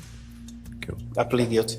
Yet somehow, in the court of street opinion, these two nearly identical pleas were treated completely differently. Gunna was branded a rat, while Thug was seen as a victim of circumstance. But perhaps even more revealing was Thug's phone call with 21 Savage that leaked in August 2025, exposing the calculated and manipulative nature of the entire smear campaign against Gunna that Thug had orchestrated from behind bars while still awaiting his plea. On the call, Young Thug would desperately try to sabotage Gunna's career by asking 21 Savage for a verse so he could include it on his album Business is Business that he was planning to release the same day as Gunna's Gift and a Curse. Man, bro, I'm trying to drop an album the same day Gunna drop, bro. You need to, y'all sent you a song, put a verse on it. On the call, he would brag about having held Gunna down in the past and being the one who signed him. He dropped Friday. How the hell you think I ain't gonna know he signed me? He dropped Friday for sure? Man, 100% Friday. I can hold his back if I want to. 21, on the other hand, would suggest that Thug should have capitalized on the situation by squeezing a bigger share of Gunna's album sales in exchange for publicly clearing up his snitching allegations. Bro, please go to the studio and do the song, bro. Yeah, I'm finna do it. I'm saying, I don't think you should play it like that, bro. Why? I feel like you should have just made that come in, like cleaned his face up and made him come in more. Like, if I need 80% of his, I need 70%. I'm gonna tarnish your face card. Because you gotta think about it, but bro, at the end of the day, bro, you did what you did, but we gotta capitalize on everything we do in life, bro. Like, 21 would also try and convince Thug that Gunna wasn't ever really in the streets like that and that he didn't earn loyalty the same way. I ain't gonna lie, I like how 21 Savage think. That was a good chess move. They did, essentially poisoning Thug's mind against his former protege. he ain't, bro. I'm saying, like, we earn a loyalty different than probably how he do to a certain extent. You know what I'm saying? Most definitely. Not like we different, but you know what I'm saying? Like, yeah. I don't know though. Like, he would suggest that Gunna accepted his plea deal to get out for a woman. Deserve that. You don't deserve no did that to get out for a bro. Listen to a jail calling shit straight shit. Damn, man. I love you, baby. What you doing? Man, yeah, I'm gonna be back with you in a minute. Yeah. Later on the call, when Thug expressed his desire to redo Gunna's contract and get 4 more albums out of him, 21 would enthusiastically respond, telling Thug to make Gunna pay for his mistake. Hey, tell them I want to redo bruh's contract. So I want to make them 4 more albums. No, I hear you loud and clear. You heard me? I heard you loud and clear. Yeah. Gotta pay for your mistakes, bro. Ironically, the man claiming to be betrayed by a rat was actively trying to profit off of that same person's career, and in addition to those leaked phone calls, the full extent of Thug's hypocrisy would come to light. I don't know, honestly, I don't know who the f did it. They said Rosco, but I don't wanna block out y'all case by saying Rosco didn't do that. They knowing Rosco, man.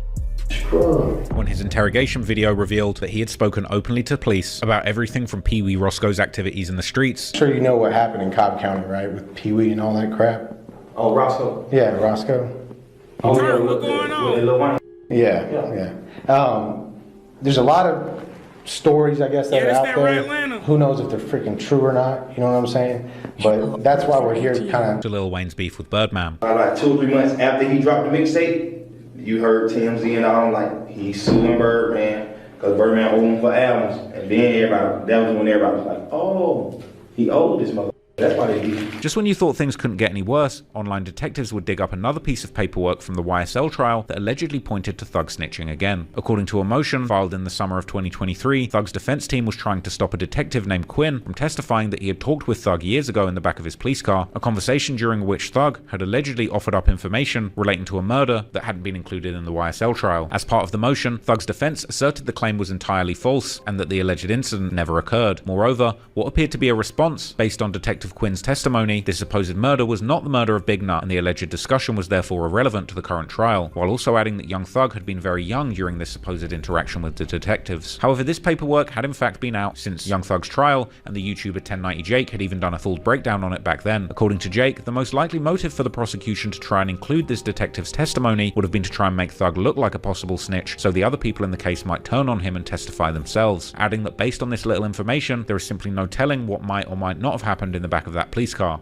Now, when I saw this motion, I'm not gonna lie, I was surprised. But thinking about it, rereading it, going over everything in my head, what would the purpose be of the prosecutors trying to bring in a detective who's been retired for years just for him to say, hey, young Thug told me about a murder way back when? What is the point of bringing this back up other than to affect Thug's reputation? Right. If we can portray him as a snitch, showing he formally cooperated after other snitches in the case have already been exposed, which is detrimental because nobody wants to testify now. So if the prosecutors can make Thug look like a rat, maybe the actual rats in the case, they won't care to go up on the stand and say something against him. No details were given as to what he actually said. Juvenile gets picked up. Hey, what happened in this situation? I don't know what happened. Or he lied. Or he did a little finesse. Or he did whatever he did. I don't know. I know that people will come up with a million excuses. And I know that there's some excuses that are going to be valid. If he gave fake information, if he gave a fake name, if he gave a fake scenario, whatever, and the detective wrote that down, the detective's going to say, well, he gave me information.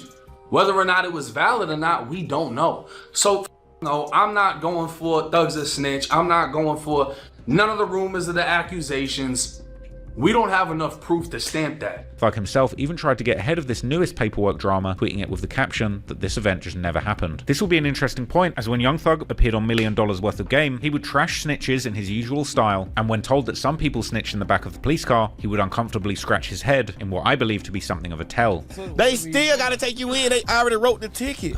They already called it in. No matter what you tell in the police car. You in the car getting busy. Yeah, you think this man finna pull over and let your out the car.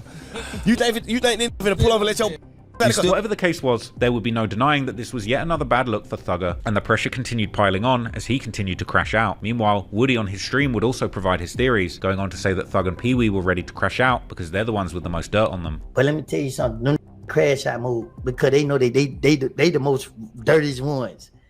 So they in crash out mode. He would allege that Birdman or someone else powerful had cut ties with Thug because of the snitching allegations had hurt his feelings, while suggesting that Pee-wee's aggressive defense of Thug was purely emotional. Whoever it is ain't messing with him because they knew what was going on.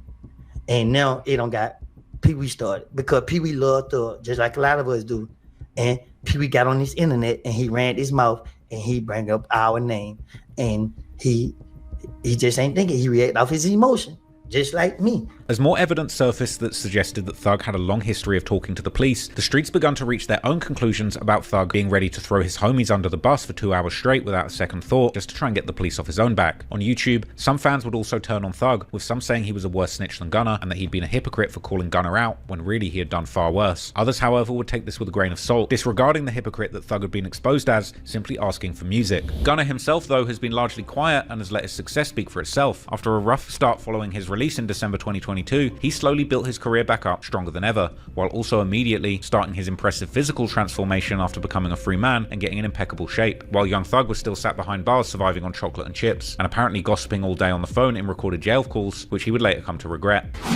So my workout journey started after my release. Was working out in jail a little bit, but like when I got out, I started doing runs, like 3-mile runs, trails in the back of my house. 6 months after striking his plea deal in June 2023, Gunna released his album A Gift and a Curse, a project which addressed his legal struggles and maintained his innocence, debuting at number 3 on the Billboard 200. This was followed directly by Thug's Business is Business a week later, a collection of older, mostly already recorded material pieced together as a project during his incarceration, which debuted at number 2. But the reviews were mixed, and the album was heavily criticized for its lack of creativity and repetitiveness. Its lack of replayability reflected in the 11 weeks that it spent in the charts, while Gunna's Gift and a Curse ended up spending 43 weeks on the charts. Leaked jail phone calls later revealed that Thug had attempted to ruin Gunna's rollout by releasing his album Business is Business on the very same day. I can hold his back if I want to.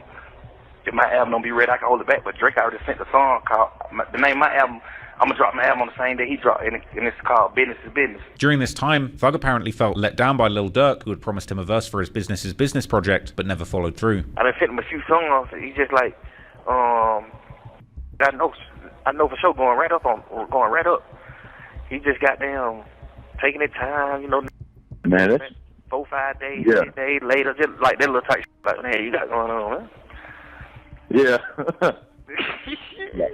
You know, yeah, I already know what you mean. Like, man, you gonna do too much for you, man. Watch out. Yeah. He did that to Lamb, so yeah, I want them on my album. Yeah. But even while dealing with subliminal insults from Lil Baby, Lil Durk, and more over his snitching allegations, Gunna kept it pushing. His next album, One of One, dropped in May 2024, showcasing his signature melodic style and proving to be another commercial success, debuting at number 2 on the Billboard 200, further solidifying his successful comeback. And both of Gunna's albums post-plea ended up outperforming Thug's Business is Business in terms of both Billboard chart longevity and streaming numbers. Then in October 2024, Thug took a plea deal and got released from jail too. His probation terms prohibited him from promoting any criminal street activity, including using hand signs, terminology, or language related to it. That directly affected what he could rap about, but at the same time, expectations for his releases were at an all-time high, with one post on the Young Thug subreddit reading 36 hours later, no first day out, showing that the fans were waiting impatiently for his comeback. But according to his sister, Thug needed time to heal mentally. Up until that point, Gunna had shown nothing but love and support for Thug, but now that Thug was back out and able to use social media, he publicly shunned Gunna and refused to support, telling him to stop acting like they're friends and saying that he doesn't even know him, seemingly enjoying the power that he now held over Gunna's image, while at the same time, perhaps also becoming nervous and jealous that his power could be slowly fading away. Then, when Gunna decided to fully move on by covering up his YSL tattoo, Thug was in the comments saying, I mean, he did just say that YSL must end, once again showing the pettiness and perhaps sheer joy that he was getting out of dunking on Gunna. And while this was an objectively pretty funny comment, it came to show that while Gunna's priorities and focus lay solely on his music and success and being more mature about the situation, Thug had other ideas and was continuing to be childish. Thug's delayed return to music came almost 3 months after his release at the start of 2025 on Lil Baby's album Wham. On the track Dumb Dumb and Dumber, where he featured with Future, the song wasn't greatly received. It was a delayed return to form that Pitchfork called a return to business as usual. He was seemingly still recovering from his lyrics being used in court, expressing that he had to watch what he rapped about, not just for the law, but also for his community. I normally like rap about cool things, you know? I just got like a few lyrics where I just rap about street stuff. And those are the lyrics that they try to use against me. But most of the time I don't rap about that type of stuff, you know? Does it make you think twice about rapping about street stuff? Yeah, because just like the impact that you got on the community, the youth, and not because of like the law. It's more so just like realistically, like kids actually listen to us. Like, all right, we got to like dumb it down. So. But interestingly, Young Thug started his verse defiantly, saying that he didn't even feel like he'd been locked up for real and he was having his way the whole time. But the leaked phone calls that came later told a completely different story. Thug would go on to continue to back himself into a corner during Diddy's Freako trial, when Thug whipped up some controversy by calling Kid Cudi a rat for testifying against the diddler. At this point, it seemed the majority of people were actually just getting tired of Thug's tough guy snitch-hating BS. Yo, real quick though, how y'all feel about Thug calling Cudi a rat? Call him a rat. What the f? He's a subpoenaed witness. How? How does snitch culture overlap with this when you are subpoenaed, but you have a federal subpoena? He's a civilian. Could Cudi remove himself from hip hop? I stand with Thug on this one. Yeah, did he freeze? Did Kid Cudi? Shut up, Mark. What? You're such a liar. On my mama. He does. No, you don't. How? They wanted him to stop tweeting and start making music, and then he would go on to release the track Money on Money featuring Future in April. But this was badly received too, and with this being the intended lead-up single for his upcoming album Ice Gotti, it was rumored that the poor reaction to this song led the album to being delayed. Users of the Young Thug subreddit openly questioned what happened to Thug, noting a perceived decline in relevance and output, as well as a falling quality Clone Young Thug. I'm telling y'all what happened. of music. With one user I'm gonna go get my groceries. Thug was saving the good stuff for the rest of his album. Meanwhile, Gunna caught up to Thug and even surpassed him on multiple fronts, reaching the same amount of Billboard Hot 100 entries by August 2025 and surpassing and maintaining his lead over Young Thug's monthly listeners on Spotify. And even as the whole Young Thug snitching saga unfolded, Gunna seemingly maintained his silence and mature demeanor throughout, although commentators like academics even theorized that maybe it was Gunna's team that would have been behind the leaks of the phone calls since they only targeted Thug, explaining during one of his streams that some of the leaks could only have been obtained by the lawyers of somebody who'd been involved in the case. Jail calls. Now, if you're wondering how the jail calls are getting out there, I'm almost certain Gunna's team is leaking it to his fan pages. I'm almost certain, okay? I know they're not going to agree to it, right? But I'm almost certain that Gunna's lawyers pulled, because yes, when you're in the case, you don't have to go through a Freedom of Information Act or anything like this, and some of these things would even be available. If this theory is true, according to Gunna fan pages, the next leaked audio may well be one of Thug dissing Future, which if true, could be the final nail in his coffin. Young Thug's narcissistic tendencies were on full display in a number of other calls that were leaked during his time in prison before he took his plea. Another leaked call would cause the mask to slip further, as Thug was exposed for being salty about not receiving a verse from Kendrick Lamar for his Business is Business album. On the call, Thug was heard saying that he hopes Kendrick does the verse and asking if Kendrick has a price to appear, and being disappointed when he was told that a Kendrick Lamar verse can't simply be bought. With the racks, with Kendrick, future grocery bags. Say again? I hope he do it. So do I. I mean, well, even if you don't get... He don't take no money, do he? No. He wouldn't do that. But think about it. He does so few verses. Like, you know what I mean? Like, he's not just doing verses. Like, Thug would be told the only person who gets verses from Kendrick is his artist Baby Keem, with Thug ranting about how he doesn't like Kendrick because of the way he's so selective, and asks why he shouldn't be entitled to a verse from him. the only other person that gets a Kendrick versus Keem is Baby Keem, and that's like his cousin or his nephew or something. Right. Yeah, you just can't buy this verse. Man, what the hell you doing, crazy?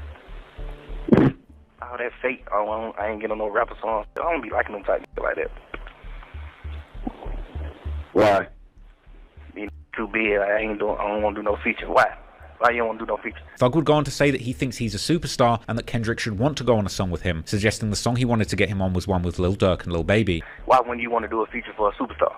Like, you ain't like goddamn Street calling you for a song, you know? Like, yeah. You really got Lil Durk calling you for a song, Lil Baby, Thug, real superstar calling you for a song. Why wouldn't you do the song? We lit, nigga. We going #1 too. What you thinking? Now, clearly Thug wasn't thinking, because he had Drake on his Business is Business album twice, and Kendrick Lamar, as we now know, hates Drake. But Thug would go on to rant how this is the reason why Kendrick will never be bigger than Drake, clearly acknowledging their beef and saying how Drake has changed more people's lives and suggesting that Kendrick put him on, as well as dragging Kendrick's artist Baby Keem, saying that Kendrick doesn't put him on because their songs don't do numbers. Who bless it. That's why will never be bigger than Drake, ever in life. Never be bigger than Buddy. Buddy gonna do it right. Buddy for everybody. You know how many like Drake change? How many can take care of their family because of Buddy? Just like straight with you. Kendrick goddamn put it on. Y'all, you're a superstar. You don't ran up you a few hundred M, but you ain't put nobody on though. You see what I'm saying? You ain't even put Keem on. Cause the showing him doing this ain't really doing that. Thug would go on to say that Kendrick might be up a few $100 million, but he's never helped anyone, and that Baby Keem can't sell tickets. You run you a few hundred M's up, but who you help though? You ain't really help nobody. It's the saying. You did all that shit, but man, you ain't help nobody. Really gaining no fans off of you. Keem ain't big. Keem love hell, man. He can't sell no ticket. Watch out. Thug goes on to say that he truly believes that if Kendrick Lamar does a song with him, Lil Baby, Lil Durk, 21 Savage, and Moneybagg Yo, Kendrick's name will be trending in the streets. I truly believe you do a song with me, Wham, Durk, Moneybagg, Savage. I truly believe we'll have your dope trending, like, cause it's gonna be like people in the real world with you, not the goddamn, not the rap world. You see what I'm saying? It's gonna be real players and cool lit and players and like that. You don't, some type of people might with you. You gonna get like the real streets and the real people with you. You gonna get the East Coast. East Coast ain't you, bro. Now, this was an ironic point to make because Kendrick went on to prove not only can he do Drake's numbers, but he's also landed #1 song solo without any help, an achievement that Young Thug could not claim himself. Kendrick even had a solo #1 all the way back in 2017, where the world was still getting familiar with Young Thug. And this jail call tantrum is made even more ironic by the fact that when Kendrick Lamar went #1 again with his Drake diss Not Like Us, he actually dissed Drake for doing what Thug was suggesting he do on this phone call, calling out Drake for using Atlanta street culture just to score clout and cool points, and even specifically mentioning Thug by name, saying that he must have made Drake feel like he was a YSL gang member too. From here, Thug continued to lament how he hates how Kendrick is keeping all of the verses for himself and is sat in the studio making solo albums, and that he should have been clout riding Atlanta rappers for street cred just like Drake does. You really trying to keep all the blessings to yourself. You really trying to keep everything to yourself. You really sit in the studio and work on the album and don't put nobody on the album. Like, God damn, bro, you ain't gonna with nobody? You ain't gonna bless nobody? This is where Young Thug is wrong. This is where Young Thug is wrong, because that last album had a whole lot of West Coast artists. But it's like, what the hell is you doing? You supposed to be with me, Wham, Dirt, Savvy. You supposed to be with us. You supposed to be calling us like, hey man, I want y'all on my album. I'm on some players this time around. I'm on some players. Like, come on, man, god damn. Thug would then say that he doesn't even care if he does the song or not, and that he's good regardless, and he would joke how he should continue being rare and make Young Thug's album cover his only post on Instagram in 6 years so he can get millions of likes, going on to say, what does being rare even prove? I don't know though, he crazy. Right. Yeah. Hopefully he do the song though. If he don't, I ain't really giving no damn. This will be good. Yeah, over good. Continue being rare, man. You know what I'm saying? Continue being rare, man. Stay supportive. Yeah. Put my album cover or something, man. Stay supportive, man. All that. I ain't posting no pictures. Man, watch out. Don't care about all that shit, man. Nobody don't give no about none of that. I guarantee you, your first post you post, that motherfucker do 1 million or 2 million likes. You can get out in that 16 years. You not finna get on here and get no 100 million likes on your post. You're not Kim Kardashian, man. So whatever you call yourself doing with your internet, and if you just want to prove like, oh, I won't be on the internet, what is that proving? What they do? What you do? Instagram is meant for pictures, man. Post your picture, bro. Or just delete your Instagram. Ironically, in another leaked call, Young Thug appeared to admit to paying for fake streams on 2 occasions. Firstly, claiming to have spent $50,000 to buy fake streams so that Gunna's Drip Season Forever project would debut at #1 on the Billboard charts over the weekend. You know, like, the #1 album you just had right now, I paid for you to have a #1 album. You didn't, you know what I'm saying, honestly earn a #1 album over the weekend, my boy. I paid for that. I never said that to him. I never told him that. You know, cause we just got the plug on that. Like, you never earned a #1 album. I spent $50 extra grand buying streams, $50,000 buying streams for you to beat me. And Thug would ironically go on to expose himself in another leaked phone call where he expressed frustration at losing the #1 slot on Billboard to Morgan Wallen, who was in his 15th week since dropping the album, with Young Thug asking around if he could buy streams to beat him too. That would be historic. Right. And even if Uzi moves, we still have to deal with Morgan Wallen because he's doing 100,000 every week, no matter what. You think we're gonna beat the boy? Yo, my man, I'm not going to sleep until we beat him. So whatever happens. Yeah, let's try to beat that. You still got that plug, right? That's what we did with Gunna. You still got that plug?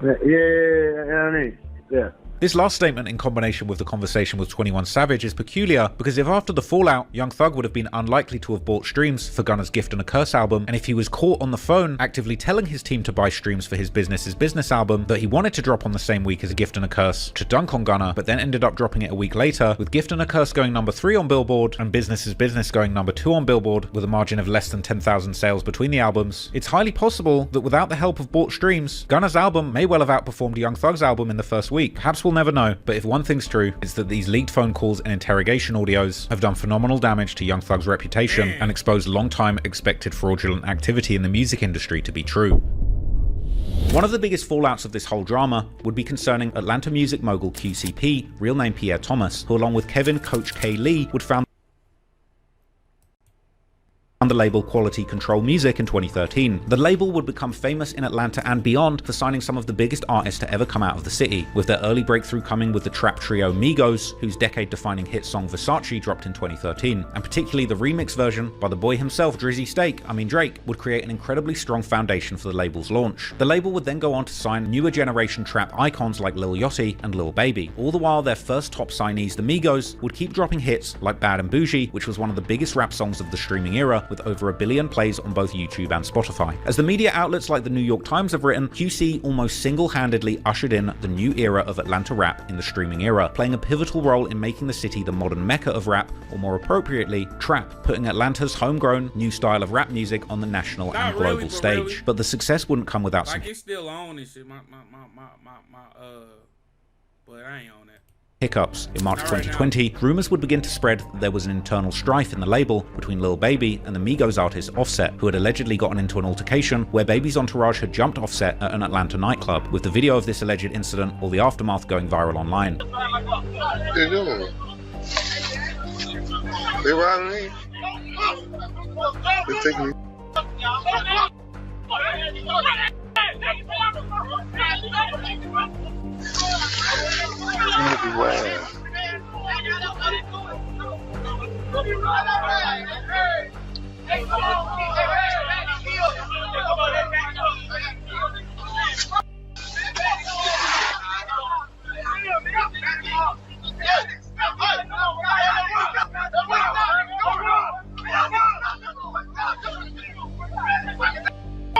The baby. Look, the baby.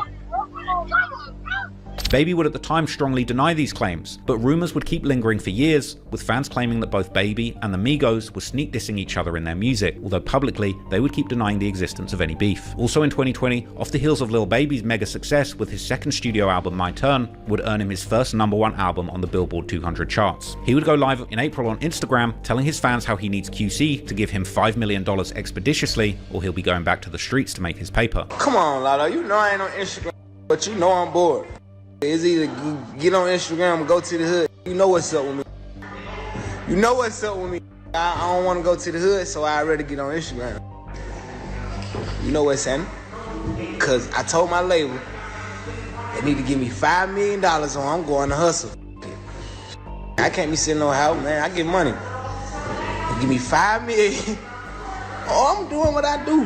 While this might have just been Baby joking around, later that year in July, right around the same time as QC artist Lil Marlo was tragically shot and killed in Atlanta, the label's breakthrough group The Migos would sue their former lawyer, Damian Granderson, arguing that Granderson never disclosed to them that he also worked for their label QC, allegedly creating a major conflict of interest where he was rather looking out for himself and the label, not his artists. QCP would respond to the Migos on social media, denying ever being nothing but loyal towards the Migos and accusing them of being ungrateful, saying that it's hard enough to be in the rap business to fight against other corporations and the powers that be, to then also having to fight with those that he considered family. The Migos would later end up dropping this lawsuit the following year, but then in 2022, one member of the trio, Offset, would sue QC directly over the ownership of his solo recordings, even claiming that P had blackballed him in an attempt to control his solo career. But once again, P would clap back, saying how the last lawsuit was filed publicly and then dismissed quietly, so let's see how this one goes, adding that everyone knows who the real problems are, while QC's rep would tell TMZ that the accusations in the lawsuit were totally detached from reality and that Offset remained a part of the label. Lo and behold, the following year in 2023, this lawsuit too would be quietly dropped by Offset. These incidents perhaps pointing to a broader trend in the rap industry where new rappers fresh in the game are often quick to sign deals that they later feel are unfair to them given how much success they go on to get, which one of the more business savvy rappers of the modern generation, Corday, would explain during his appearance on the Earn Your Leisure podcast. 9 times out of 10 as a new artist, especially when you're signing to a major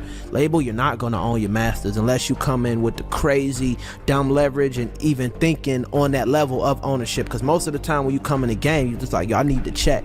Or you're in a position, most artists are in a position to where you don't really have anything. You don't got no money. You come from the, myself included, come from, you know what I'm saying, nothing. You get what I'm saying?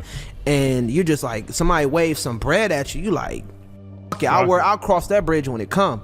That's a fact. That most get into bad deals because they like, man, I know it's a bad deal, but I'm gonna get in. This just gonna get me in the game. I don't got right now, and I'll cross that bridge when it comes. I'll worry about that later. For QCP and Coach K though, their years of hustle would eventually pay off big time when in 2023, Quality Control will be sold to the Hybe Corporation, a South Korean multinational entertainment company responsible for developing and managing talents like the K-pop supergroup BTS. This deal, which was led by the music mogul Scooter Braun, a key player in the rise of Justin Bieber, was reportedly worth over $300 million. But just as QCP was celebrating his victory, a new drama would surface when paperwork was leaked online. The claims alleged that he had confronted a man named Antarios Keon McClinton in a mall back in May 2010, accusing him of killing his friend and shooting P himself. This alleged incident, according to court records, had seemingly taken place a few months earlier in December 2009. According to a leaked police report, P would call the police to come and arrest McClinton before then chasing him to his car, where McClinton would allegedly retrieve a gun and then run after P, yelling that he was going to kill him. With an alleged handwritten statement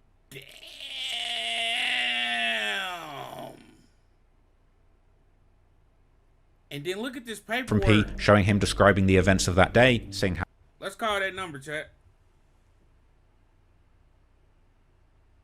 No, we ain't about to play on the phone. But that's probably keeping the P number right now. Let me read it. I confronted him about a murder, chased him to the car. He got a pistol, chased me in the mall, threatened to kill me. He shot me and killed my friend. A black handgun.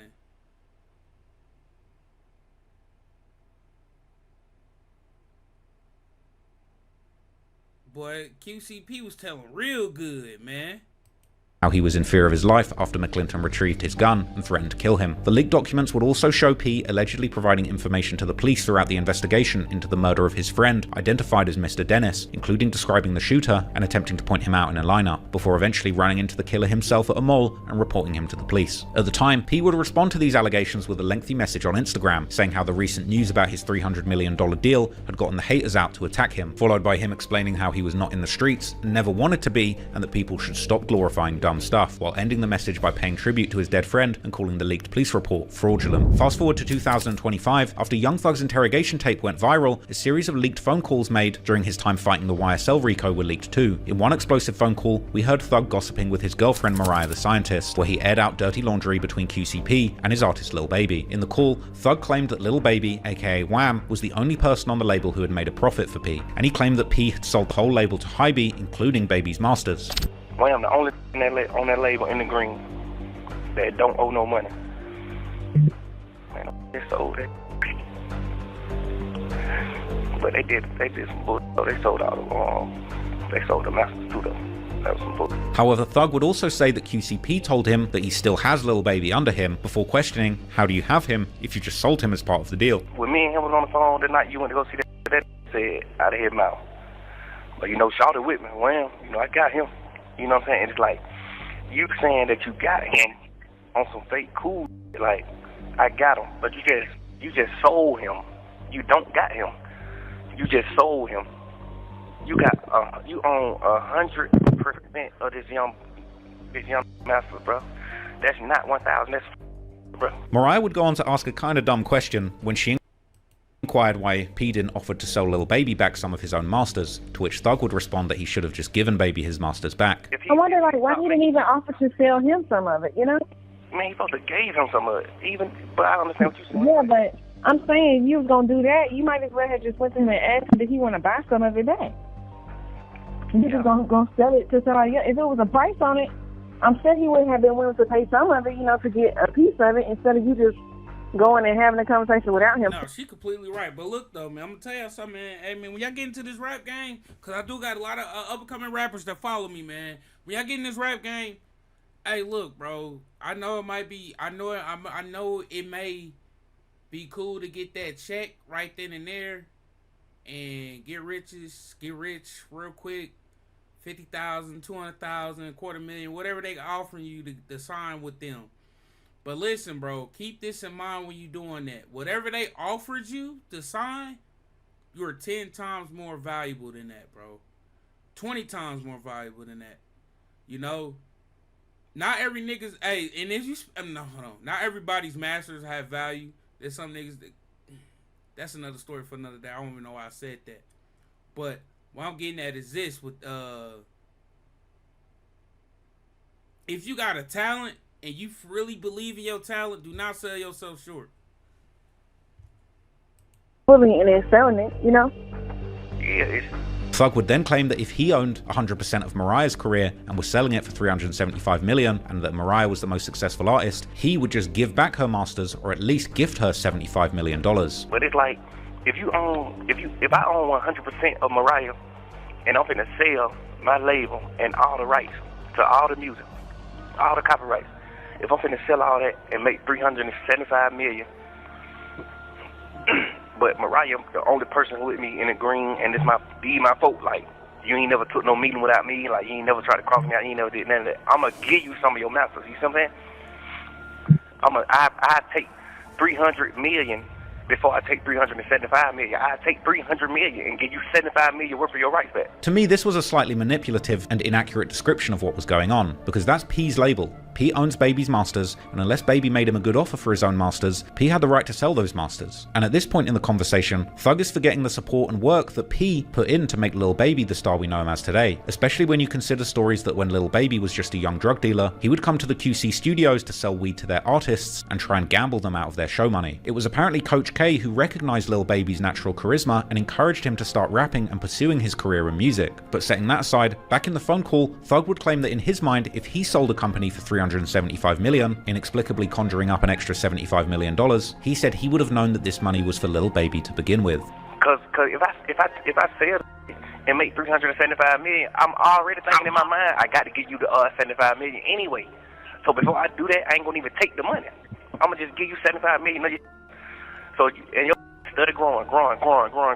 If you hold your 2-3 years, you gonna get you $100 million for it. If you hold it for 2-3 more years, you gonna get you $100 million. That might accumulate 25 more million. 15, 10 more million, whatever. Like you might sell that in 3 years and get 80 million. So Thug would claim that Lil Baby was owed his share. But see, I'm gonna say this though.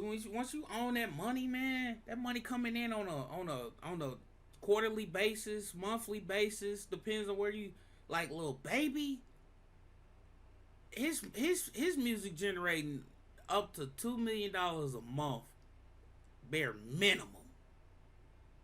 $2 to $3 million a month. You do the math on that. What that's 24, 48, 24, 36 million a year. If he had a piece of that, I'd say 25%. That's like 12 million.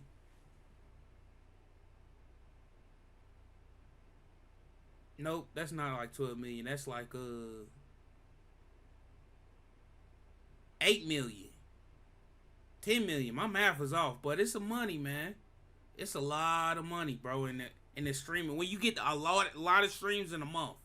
Of the company because his masters were owned by QC, having a stake in the label for being on the roster. This would be like a basketball player on an NBA team feeling entitled to the part of the proceeds when the team gets sold. But that's not how it works. Thug would go on to say that if QCP loves Baby, then he owes it to him, before saying that the company is only worth $100 million without Lil Baby, and that QCP was a sucker for selling. If you really on somebody, I love you. Like, man, you my little brother. Cause if you take Wham out of the picture, he probably get $100 million. If you take Wham out of the picture, I know for sure you made $275 million on Wham, for sure. 100%. He in the green. He not in the red. The label owe him. He don't owe no label nothing. Every label he signed the 2 labels. Both of them owe him. You won't believe that? But goddamn, yeah, he just that was some. Thug would go on to show a misunderstanding about business by saying that he thought they only sold the label, not the masters or copyrights, and suggesting that QCP had made a bad deal and that if he was negotiating the deal, he would have got $700 million. I ain't gonna lie. See, I thought he just sold the label. I'm like, damn, boy, that's big. Like, but yo, much that coke. You sold a label for $300-something million. Like, man, yo sold the goddamn copyrights. You sold everything. You went out bad. Man, you could have got $600-700 million for that. But y'all went out bad. Like, bad. What wrong with that? P had told Lil Baby that he needed to talk to him about something serious, but put off having that conversation until after the label sale went through. Again, using a slightly misleading metaphor, comparing the situation to having gotten another girl pregnant. But now you telling Wham, hold on, I need to talk to you about something serious, but you just holding him off. It's like me telling you, I need to talk to you about something serious. I got a pregnant, but I ain't telling you what it is. I'm just like, baby, I need to talk to you. It's serious, but I'm trying to wait till I get the abortion. Right. To tell you, like that. Like, now I got the abortion. Now it came out on the internet. Boom, Young Thug has a girl pregnant, but paid for the abortion. Now I'm just telling you, like, man, that's what I've been trying to talk to you about. Man, you could have been talking to me about that. You goddamn, you know what I mean? You keep like, I need to talk to you about something. Well, like, what's up? What's up? Talk. Thug would go on to make a bold claim, saying that Baby could have stopped the deal going through and that they're only buying the label because of Lil Baby and because the Migos lost money, but also pointing out that some of the Migos members did actually get their masters back before the deal. We gonna talk. Yeah, you trying to say that until you get the deal done, because Wham can stop the deal. You know what I'm saying? The people only buying your label because of Wham. They not buying your label because no Migos in the red. Man, watch out. In the red. You know what I'm saying? Like, one or two of them done bought their back from you anyway. Then gave you $15-20 million of they little hard-earned money. Bought their back, so you them sure got all of them anyway. You know what I'm saying? It's just like, man, you 100% wrong. I wouldn't ever do like that, especially to like Wayne. It's solid. Thug would actually go on to say that he making sense. Of course, he making sense. Hey, look. You don't get $300 million without having to give up something, man. I already knowing he was making sense on that. Why he talking about it with his girl though? Like, what's he gonna do? That's the only part I'm like, what's Mariah the Scientist gonna do? Absolutely nothing. Scooter Braun contacted Lil Baby first about buying his masters, but Baby said that he can't take the meeting without P, and so according to Thug, Scooter went ahead and took a private meeting with P. He not gonna cross you out, he ain't doing none of that. That says, Scooter Braun DM'd him, said, yo, bro, let's have a meeting. He told Scooter Braun, I'm bringing P. Scooter Braun like, you ain't gonna need to bring P. Wayne like, man, I don't really be doing that with Scooter Braun.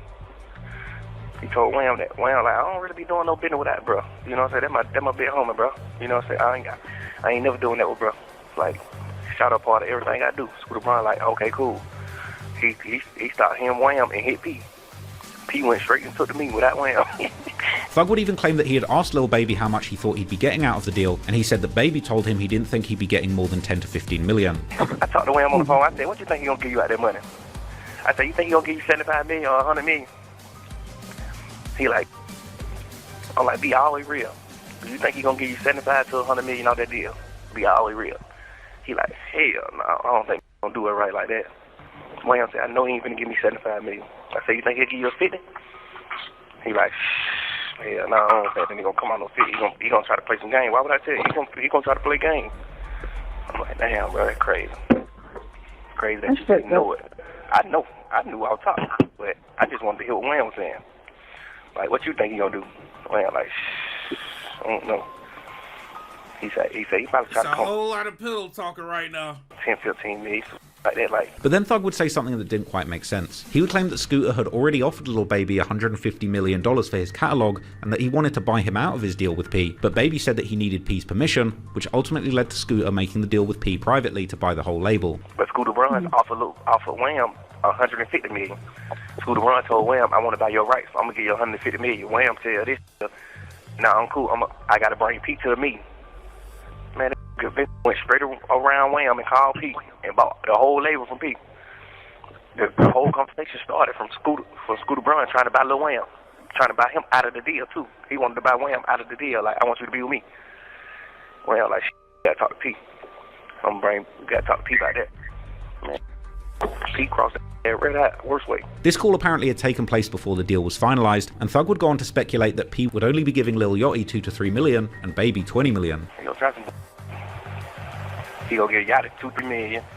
He gonna try to get Wham by the dub. Knowing damn well you gonna get a real 75-100 million of that money, but sure. In this conversation, Thug's girlfriend Mariah would have a lot to say too, explaining how she was at an event where QCP had claimed that he was signing a gospel group, with her assuming that he was going to exploit this group. I was listening to him talk, and then he was just like, yeah, man, we finna sign this gospel thing, this gospel group. Yeah, we going all the way. We taking the whole market share. I mean, what is it called? Market share. And I was thinking to myself, you finna exploit this gospel group so that you can have the biggest possible market share you can get of all genres. Like, at that point, I just started thinking to myself, he trying to flood the streets. He trying to fuck the streets up. You gotta peep the play. Well, you stop at nothing. Yeah. This would be an ironic comment after Young Thug had tweeted, if you're a rapper and a rat, you might as well make a gospel album. After this, Thug would explain how he would have spent the money if he was getting the deal, suggesting that he would have been handing out millions to people out of pure love. You're still supposed to be solid, you know. Like, I would definitely go get me 300-400 million for sure. But I'm gonna be solid too though. Out of that 300-400 million, I'm gonna walk off with 200 though. I'm giving Wham 75 million. I'm giving Migos them 10-15 million apiece. I'm gonna goddamn give both about 5-10 million. You know what I'm saying? Like, I'm gonna walk off with less than half of that money by the time I'm done. Like, we did. This would be a strange point to make, because it's likely a lot of those artists had already got paid when they signed their deals with QC, negotiating deals what they felt were fair at the time, and then accepting support from the label to keep blowing up their careers. It's ultimately up to QC to decide whether they want to sell the company that they built, just like it's the artist's right to decide whether or not they want to sign their masters away for a lower price when they were less famous. But after that, Thug would claim that all of those artists had the assumption that they were going to be getting something out of the deal too. Because you got to think, all those artists who signed to him, when they seen that deal, I know every one of them artists probably said in their mind, damn, but we finna get something. You know what I'm saying? Every one of them artists probably was thinking in their mind, like, Oh yeah, but So what do you give him? Nothing? he gonna do it right. He finna get everybody something. You know what I'm saying? Now just imagine you not getting it though. Imagine you thinking like, but he finna do it right with everybody. And not finna do it right. Just think about that part. After this, Mariah goes on to claim that P actually invited her to his birthday party, and following that invitation he got exposed as a snitch, with her saying that he should have known better to invite her when he was a rat and her man is fighting the case, with Thug going on to say that most men don't even think that women would be upholding the street code, even diabolically pointing out that there were still women who decided to sleep with Gunna. And you know, I told you how he sent me that invitation to his birthday party. I mean, he said, he texted and said, I'm going to send an invitation out to my birthday party. Come through, blah, blah, blah, whatever he said. I'm like, this is before I seen the paperwork stuff. I'm like, yeah, I'm going to be there. What's the thing? He ain't say nothing back. Then the paperwork stuff came out, like the next day. Then just today, baby, just today, he sends me an invitation. And I just wonder, like, do he really think in his head, you know, just based on the circumstances and things that have obviously come to light about him, especially considering the circumstance, the love of my life is in, that I would come to something like that? Maybe you do. Maybe, you know, the crazy thing about it is, I think girls don't be on that. You know what I'm saying? That's a real fact. I don't think women be on that. You know what I'm saying? Because women really don't be on that. You know what I'm saying? Like, a woman is a woman. Women do not be on that. Women ain't running around like, well, you a rat. I ain't. Like, it's still running around like on them. You know what I'm saying? Like, they still running around every day, all day. Like, women don't, women, you know what I'm saying? Like, they ain't on that. You know, you can't be mad at that. It's a girl. Like, what you expect? You know, girls ain't waking up like, oh, he ain't do us right. He ain't keep it real. Girls not on that. Girls is girls. Whenever you get through, man, a girl is a Mariah would then ask if anybody knew that QC was a snitch, with Thug saying that everyone in the city already knew, but big business people like Jay-Z probably didn't. But yeah, that's crazy. Do you think that anybody knew that already? They knew that already? Yeah. Or this is new information to emerge? Everybody knew that. Well, everybody in the city. Everybody in the rap game probably didn't know it. You know, like old, like Jay-Z, all them type, you know that. But everybody in Atlanta know. Mariah would then ask if QCP got on the stand, and Thug would claim that he did get on the stand, and it was there that he'd said that he'd feared for his life, something that was apparently not true. So I'm confused. So he testified against somebody? Man, I don't understand. I fear for my life. Mm-hmm. That man killed my friend. That's what he did? I fear for my life. Read the paperwork. See, this is my honest opinion is that it's one thing for the police to be like, do you know who killed your friend? I feel like it's one thing to be like, I know who killed him. But it's another thing to get on stand and testify against somebody. Thug would go on to say something that appeared hypocritical in light of his own 2-hour police interrogation, when he said that P should have told police that he didn't know anything, and you're not even supposed to give any information about why a crime happened. Nah, ain't no one thing to say I know who killed my friend. Man, who killed your friend? I'm just a little confused on him, about him. Like, the police didn't know nothing about him. P gave the information about him. Like, because a friend died in the spot.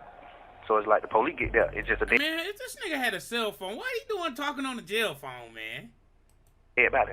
You know what I'm saying? You have no idea on what happened. The police is like blind to the fact. Like, he gave them the information. Like, man, this man, I know who I seen. This man killed my friend. This was another contradiction, and by Thug's own standards, his own interrogation with the police, giving background information on crime, should have never happened. Thug would then tell the whole story behind the case that would eventually lead to the snitching allegations against QCP, explaining how P and his friend got robbed and P's friend got killed in the process. He was in the spot. Him and his friend got robbed. I think the friend tried to book.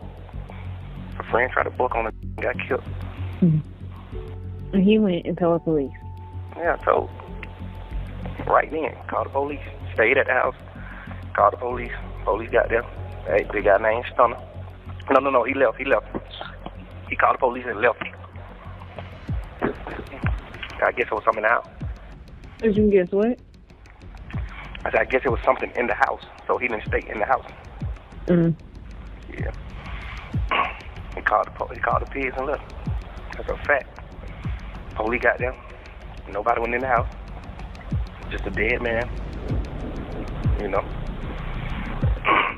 He told him off top. Thug would then even provide a version of events that was noticeably different from the police report when it came to what happened at the mall the day that P ran into the killer of his friend, with him claiming that P had actually held the killer at gunpoint while calling the police. He left at the spot. And then he seen it in the mall, I think a month later. He called the police in the mall. Hey man, I see the man who killed my friend in the mall. Then he lined him up and everything. Yes, he came in the store, pulled the gun out, threw the on the ground, on the ground. That's what P did? Yes. P put the gun on. P put the gun on so they couldn't leave the mall. Then the police came there and got him. He made him stay in there till the police got there. He said, this man killed my friend. I'm scared for my life. He trying to kill me. Thug would also claim that P used to rap and was signed to Gucci Mane, but Gucci Mane had dropped him when he found out that he had cooperated with the police. But Mariah would then point out a hole in that story, noting how P and Gucci were still friends, to which Thug would respond by seemingly implying that Gucci had turned soft in prison. He used to be signed to Gucci. P used to be signed to Gucci Mane. When Gucci Mane found out that he dropped it, because P used to try to rap. Well, they still friends, so how's that? Yeah. Ended up going to jail. I gave it, got him turned soft. That's a real fact, though. Thug would go on to claim that somebody that could be 21 Savage always wanted to leak the fact that P cooperated, and he claimed that this person swore on his mother and his dead friend Johnny that he wasn't the one who leaked it, with Thug adding that he didn't believe it, and that when P ran into this person, they nearly ended up having a shootout. Little man used to want to leak that so bad. When I got leaked, I said, you did that. He said, my mama ain't do that. Yeah, I knew it. I know your mustache leaked that, boy. My mama ain't do that on Johnny. Yeah, on that same Johnny you did it. Damn, boy. He been want to leak that so bad. Him and P got into it. He used to be super cool with the Migos at one point. Then him and P got into it because he hit P and said, man, damn, big bro, I can't believe you. Shit. Y'all smacking Miami? What that mean? Then Pete ended up seeing him. Pete ended up seeing Lil Man out somewhere, and told Lil Man, I don't know if I should dap you or goddamn clap you. Lil Man said, but you don't want to do that. That's a bad idea, Jack. You do not want to do that. After QCP would hear the newest claims, as well as the Peewee Rosco IG Live where he labelled P as a rat and defended Thug, he would respond with a savage post that read, imagine some broke rats like Young Thug and Peewee Rosco trying to run a rat narrative on me, and all my dudes that I love running with these dudes knowing that these dudes talk about me. I'm going to say this for the last time. I'm not no street dude. I'm a tax-paying citizen that's running a business and taking care of my family. All the street dudes are broke, dead, and in jail. Why do y'all continue to glorify this stuff? The streets have been dead. Y'all dudes just gave the city a bad name. And he would also correct Thug's claims that he had been in a courtroom telling on the killer of his friend, while claiming that he had never been in interrogation rooms either, but adding that he doesn't speak on the dead and that he doesn't care enough to explain what really happened, before ending by saying that Thug and others were just mad that they aren't him. But the beefing wouldn't stay limited to just Thug and P, as later hip-hop media outlets like Say Cheese would report how P and Lil Baby had unfollowed each other on Instagram following the leaking of this call, with people in the comments joking how the Atlanta rap industry was beginning to move like cliques of girls in high school. But while the beef between Thug and QCP and both sides' accusations of snitching were certainly messy, This is a little childish if you ask me. nothing could beat what would arguably become the main event of this WWE rat down, as Thug and his once upon a time friend Rolo would also begin engaging in an online back and forth centered around their respective allegations of cooperating with the police too. If you're not familiar with the story of Rolo, aka Mr. Dog Food, I suggest you go and check out my video about him from a few years back to get the full picture. As a quick summary, Rolo grew up in a notorious area of Atlanta known as The Bluff, located directly northwest of downtown Atlanta. Known in the past for its open-air drug markets and high crime rates, with the word bluff sometimes being used as an accurate for better leave you effing fool, as famously portrayed in the 2011 film Snow on the Bluff. It was there that a young Rolo would join a gang set known as the Famerica or Famgoon, with pictures on social media as early as the late 2000s and early 2010s, placing Rolo as one of the main members of the set. And before Rolo and Young Thug would become friends in the rap industry, their respective crews weren't always on the best of terms, as this one video from 2012 shows Famgoon members dissing Thug's rock crew, the predecessor of his YSL gang. It's starting now, partner. Hey, YM is in the building, baby. You hear me? Stacking it, everything. Whole crew, baby. You hear me? Black, Eat them up, nigga, stuff, man. I appreciate it, man. I appreciate it. Rolo, man. Straight up. Lil Woody, you too. Gonna smash. I'm gonna smash on your smash on your itty bit. We out there every day, all day. The ball is in the building. Oh, man, hold on. Rock that. Hey, y'all. You know, no. YM4L, man. For real. YM4L, man. More life. In fact, in one interview with DJ Small's Eyes, Rolo would even reminisce how every time he saw Thug out in Atlanta, he would try and shoot at him, saying he couldn't wait to kill him. I know with my boy Young Thug, it's kind of special to me because me and Young Thug, we was beefing, you know what I'm saying? We came up in the streets beefing with each other. You know, if you on this side and you on that side, of course you're gonna beef, you know what I'm saying? He was from the other side. And like, everywhere I seen him, I shot at him. You know what I'm saying? I couldn't wait to kill him. I couldn't wait to shoot him. Fortunately, later on, as both would make their way to the top of the Atlanta hip-hop hierarchy, Thug, with the help of his unique voice, delivery, and style, and Rolo's rise also boosted by his power and status in the city as allegedly one of the biggest dope dealers that Atlanta had since Big Meech. This would allegedly earn him access to some of the biggest artists in the city, like Future, from early on in his music career. Rolo would soon also begin to meet people from the same circles as Thug, and with the help of a mutual friend... Let's keep it high, chat. Rolo ain't got no slappers, chat. Name a Rolo song, gun to your head right now. 1, 2, 3, 4, 5. You dead. You dead. You know what I'm saying? Like I can't name a Rolo song right now. You know what I mean? And there's no disrespect to Rolo. This just real stuff. They would overcome past beefs and even be seen making music together, as Rolo would explain in his 2016 Hot New Hip Hop interview. The thing that changed the beef between Young Thug and I would have to be, it was a jeweler by the name of Elliot. He's a very close friend to him and I, and we used to talk about Thug, and he used to try to throw Thug up in my face, and I'd be like, bro, don't talk about that around me, don't bring that around me. When I see him, I'm gonna shoot the shit out of him. He already know what's happening because Thug was actually, he went pop, but Thug was actually in the streets also. He didn't make it to levels that I made it to and gained power in the streets, but he gained a lot of power in this industry. And one day the jeweler, Elliot, he was like, man, I know you ain't gonna wanna hear this about Thug because you don't like hearing about it, but Thug said that Rolo he a real gangster. He deserve everything he got. And even if he don't f with me, I f with him. And that line right there kind of like stole my heart. So I was like, I called everybody, I'm like, man, guns down on Young Thug, I f with him. He silent, then we started doing music together. We did videos, and he actually a good dude, you know what I'm saying? But you know, growing up in the streets, you know, if you against him, I'm against him too, you smell me? But he's actually a real good dude, silent, do anything for me. Unfortunately for Rolo, his run in the music industry didn't last too long, because as it turned out, he would never actually stop his run in the dope industry. And in April 2018, after Rolo was caught red-handed flying in hundreds of pounds of weed with a private jet to Atlanta, he and his famgoon partners were indicted on some serious federal charges. And on top of that, his bond would be denied after claims were made that he was still running his drug empire from behind bars. But eventually, in 2022, Rolo would end up receiving an 8-year sentence, but with over 4 years credit already claimed in time served and 1.5 years taken off for good behavior according to his team, Rolo was already looking to get out the following year. Not a bad outcome altogether, considering the alleged size of his dope empire, with one of the key people in Rolo's case, funnily enough, having been the Atlanta super lawyer Brian Steele, the very same man who would end up getting Thug his incredibly favourable plea deal just a few years later. But only months before Rolo was about to leave prison and make a triumphant return to the streets of Atlanta, with a reputation as the realest rapper who really did what he rapped about and took his time on the chin, a rumour would begin to circulate that he had broken the holy street code too, as his former friend and famgoon member, John Jean Doe, accused Rolo of snitching by replying to a #FreeRolo comment on Instagram with, "Nah, keep that rat." Then, in April, Rolo released his mixtape, 97 Months, from behind bars. He explained that 97 months was the exact period of time that he served in prison, served without cooperating or getting his sentence reduced. So, my biggest part about naming the project 97 months was due to the fact that was my sentence. I didn't get no charges reduced. I didn't get out a 5K1, meaning I wasn't cooperating.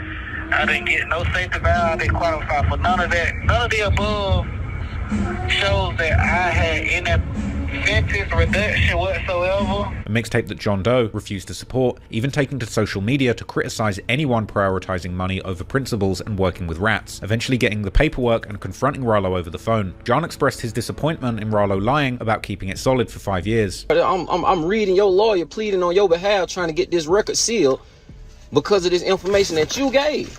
You saying that you never said that you didn't do it, but you had me believing for 5 years that you kept it solid, dog. In fact, according to the paperwork, Rolo had cooperated with authorities just 2 months after his arrest, even giving them access to his phone. And in the paperwork, it say that in 2 months, y'all got locked up in April. In June 6th, you gave a proffer.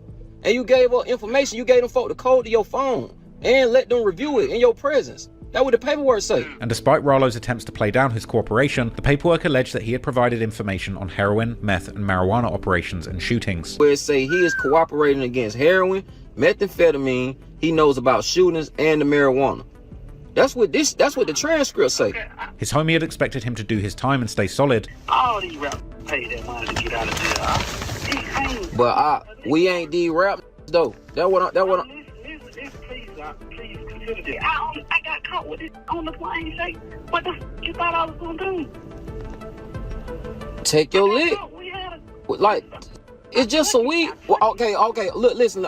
Remember when before you got locked up, I used to always tell you, hey, don't do this. Hey, don't do that. Hey, I agree with you, Shay. And you used to tell me, it's just some weed. So if it's just some weed, why you ain't just go in there and chin up?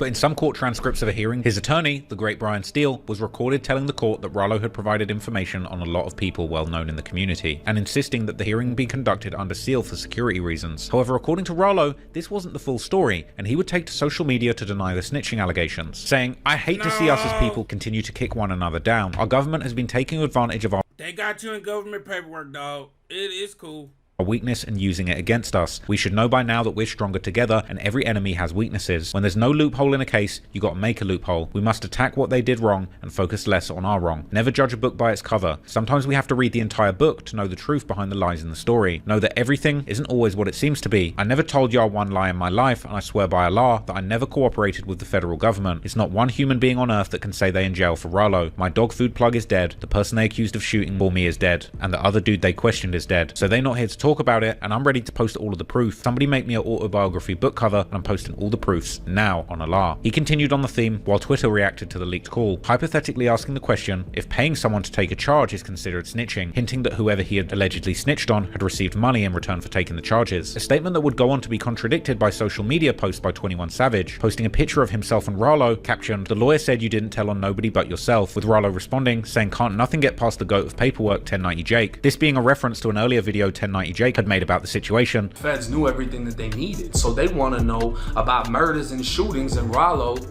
isn't talking about it. So, in my opinion, I don't think he snitched. It's sad how the whole world bashed me thinking I was a rat. I wasn't even going to respond until 21 Savage called my lawyer asking did I cooperate. That stuff broke my heart, but I'm honored that he was able to hear the truth from other than me. Go follow and watch the homie YouTube video now, #FreeRolo. This was a vouch that at one point might have meant something, but as 21 Savage explained to Thug in their leaked phone call, he has no problem helping someone clean their face card for the right price. I feel like you should have just made that come in. Like cleaned his face up and made him come in more. Like, if I need 80% of heads, I need 70%. In order to further clear his name, Rolo released a preview of his autobiography, explaining that he was presented with an opportunity to pay someone to take his charge. I ain't ratted on no goddamn man on this earth, dog. I was presented this situation where a person goddamn was willing to goddamn take somebody to take a charge for me, and goddamn, I wanted to go that route. And the only thing I have to admit it to was trying to trick the feds and manipulate the feds. It's just how the game go, bro. You don't let the big dog go down, you take the fall for the man can stay out and eat, bro. According to him, he had tried to lie to the feds and failed. When I really got the drop or went through the experience of going federal, I knew right then these folks ain't nothing to play with. Like, I'm going in there trying to outsmart and finesse these people. These folks can't be finessed. I'm going in there lying to these folks thinking that I can pay a nigga to take a charge. Like, these folks a whole different ball game. You know what I'm saying? Like, you can't even play with these folks. So this resulted in a false cooperation that his attorney Brian Steele had later tried to keep under wraps. Rolo would bring his paperwork to academics to fully clear up his name, which included the district attorney indicating that Rolo's cooperation was a fabrication. Specifically, the information given did not help. I'm looking at this stuff like gibberish. What do that say? What do that say? The United States. I mean, that's the exonerating line, right? Specifically, the information given did not help the United States to identify nor locate the individuals mentioned in the illegal narcotics trafficking described above. However, unfortunately, this trick to finesse the feds backfired in the long run, and even just these ambiguous allegations of potential snitching were enough to ruin Rolo's reputation in Atlanta. Thug and Rolo's relationship started off as ops, and according to Rolo, prior to being friends, he had fired actual gunshots at Thug on numerous occasions. No homosexual, man. That my dog, man. I really honestly fell in love with that boy. Like, you know, me and him coming up, I shot at him. You know what I'm saying? A lot. Like, I was the bully or whatnot. And every time I seen him, I shot at him. You did. And like, we Time never. out. When you say shot at him, you mean like physical? I meant with a gun. Pew. Yeah. Everybody So, got died. you know, he from the other side. You know, if you from that side, you from that side, and you from this side. You know That's what I'm what saying? it is. However, they would develop a genuine friendship over time. So following his release from prison, Rolo expected nothing but love from Thug. Lil Baby blessed Rolo with a $50,000 gift for his return home. Another 50,000.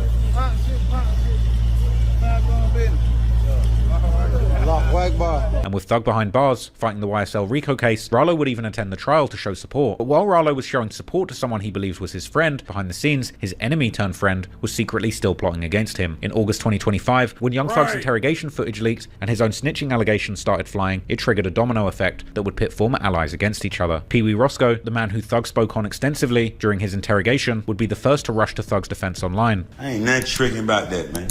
Come on, man. I love you, Jeffrey. You kept it overly real. I had a 30 motherfucker, and only one I can look in the eye, because you know by law, you my only co-defendant, man.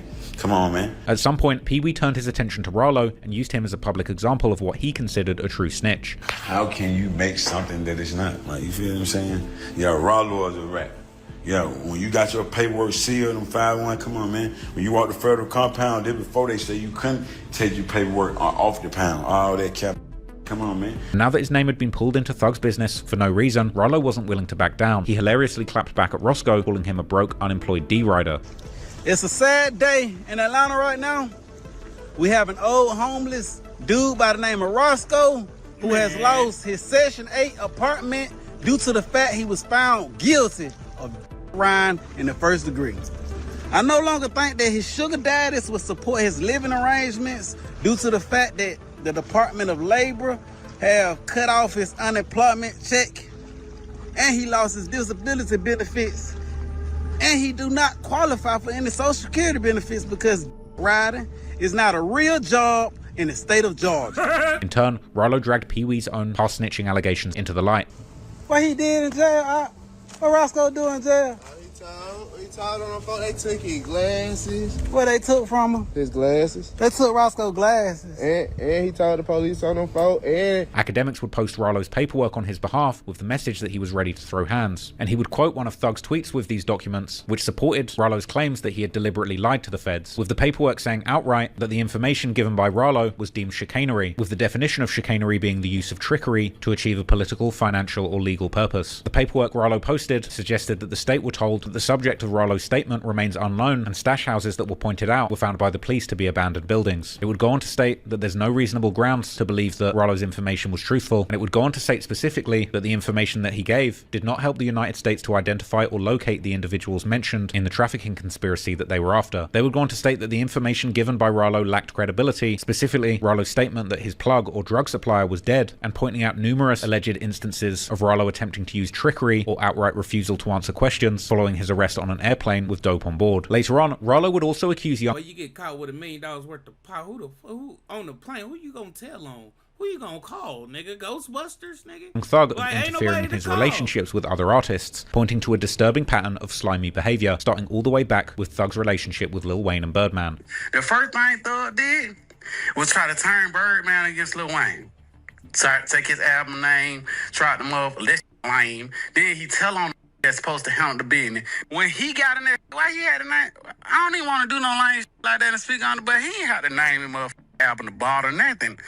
That's everybody know Lil Wayne is Lil Wayne. He the mother go. Everybody know he had Carter 1, 2, 3. I'm just giving you emphasis from beginning to the end.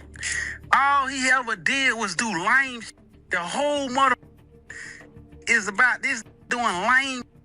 Rolo would call out Thug for trying to turn the world against Rich Homie Quan and YFN Lucci. Then he turned on Rich Homie Quan, tried to turn the whole world against Rich Homie Quan. Then he turned around and took the whole motherfucking world against YFN Lucci. Whole world. Everybody go against Lucci. And then once Thug started beefing with Atlanta rapper Future, Rolo started getting calls about that, and once Gunna started surpassing people in the industry, Thug turned everyone against him. Then he turned around, he was beefing with Future, calling my phone. Future, calling Future, like going back and forth on the motherfucking net. Boom. Then he turned around, he see Gunna surpassing every in the industry. Now he called to the street, turn everybody in the world against motherfucking Gunna. Rolo would even claim that Thug had convinced Lil Baby to distance himself from Rolo. Then, Lil Baby, we go to the motherfucking dentist. I'm getting my teeth. Then, you know, Lil Baby welcome me home. He happy to see me. Old Thug. He pull another evil stunt. He pointed at the glaring hypocrisy and double standards, specifically regarding the treatment of Gunna and the very concept of snitching. First of all, if you did that, why in the f*** is you so against all rats? You talk Kid Cudi, you going super rat crazy, yet you don't want any motherfucker. Okay, let's just say, Thug, you did make a mistake and tell. Why the f*** you ain't saying, goddamn, Gunna made a mistake? So basically saying, you can make a mistake and do some lame shit, but Gunna can't make a mistake and do some lame shit. Oh, just like you said, it ain't about you telling, it's about who told. Like, come on, man, like, this shit ain't cool. Like, what he doing is 100% wrong. But perhaps his biggest allegation yet came when Rolo accused Young Thug of deliberately sowing division and discord within the Atlanta music scene to serve his own selfish desires. All this did, everything that done happened in Atlanta, everybody going against each other. Why? Because he's been doing nothing but around the wall. He thought he was Pablo Escobar. He sitting there like he John got or something. You're a street. He ain't did nothing in these streets. He ain't put in no work. Woody put in all the work. In the end, Rolo's confrontation with Young Thug would prove to be far more significant than just rap beef or the snitching controversy. It painted a disturbing portrait of Young Thug as perhaps a calculated puppet master who had spent years orchestrating chaos within the city's hip-hop community for his own benefit and to feed his narcissism. But more importantly, it's safe to say that the streets of Atlanta would never look at Young Thug the same, as the man once considered to be the realest rapper in the city ultimately turned out to be one of its most duplicitous frauds. Nah, that nigga the Joker. I'm gonna end this video right here, man. I done got to learn about the whole YSL, the whole RATLANTA, and I'm gonna say this, bro. If you just keep your mouth closed as a street nigga, now if you ain't a street nigga, do as you please. But for all you street niggas that's in Atlanta, just shut up. Get Brian Steele on the phone, and you gonna beat the case. It's obviously y'all prosecutor ain't too good at their job.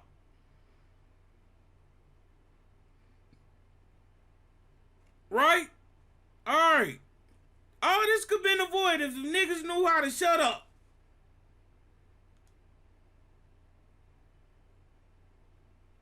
The first line of the Miranda rights is you have a right to remain silent. And you niggas did none of that. This is the whole rat universe. RATLANTA.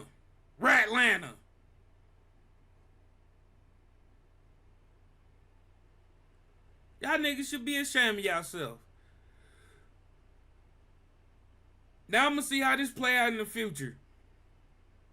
I'm just gonna be watching the Instagrams, because that's where I see most of this stuff at. Instagrams. This is outrageous.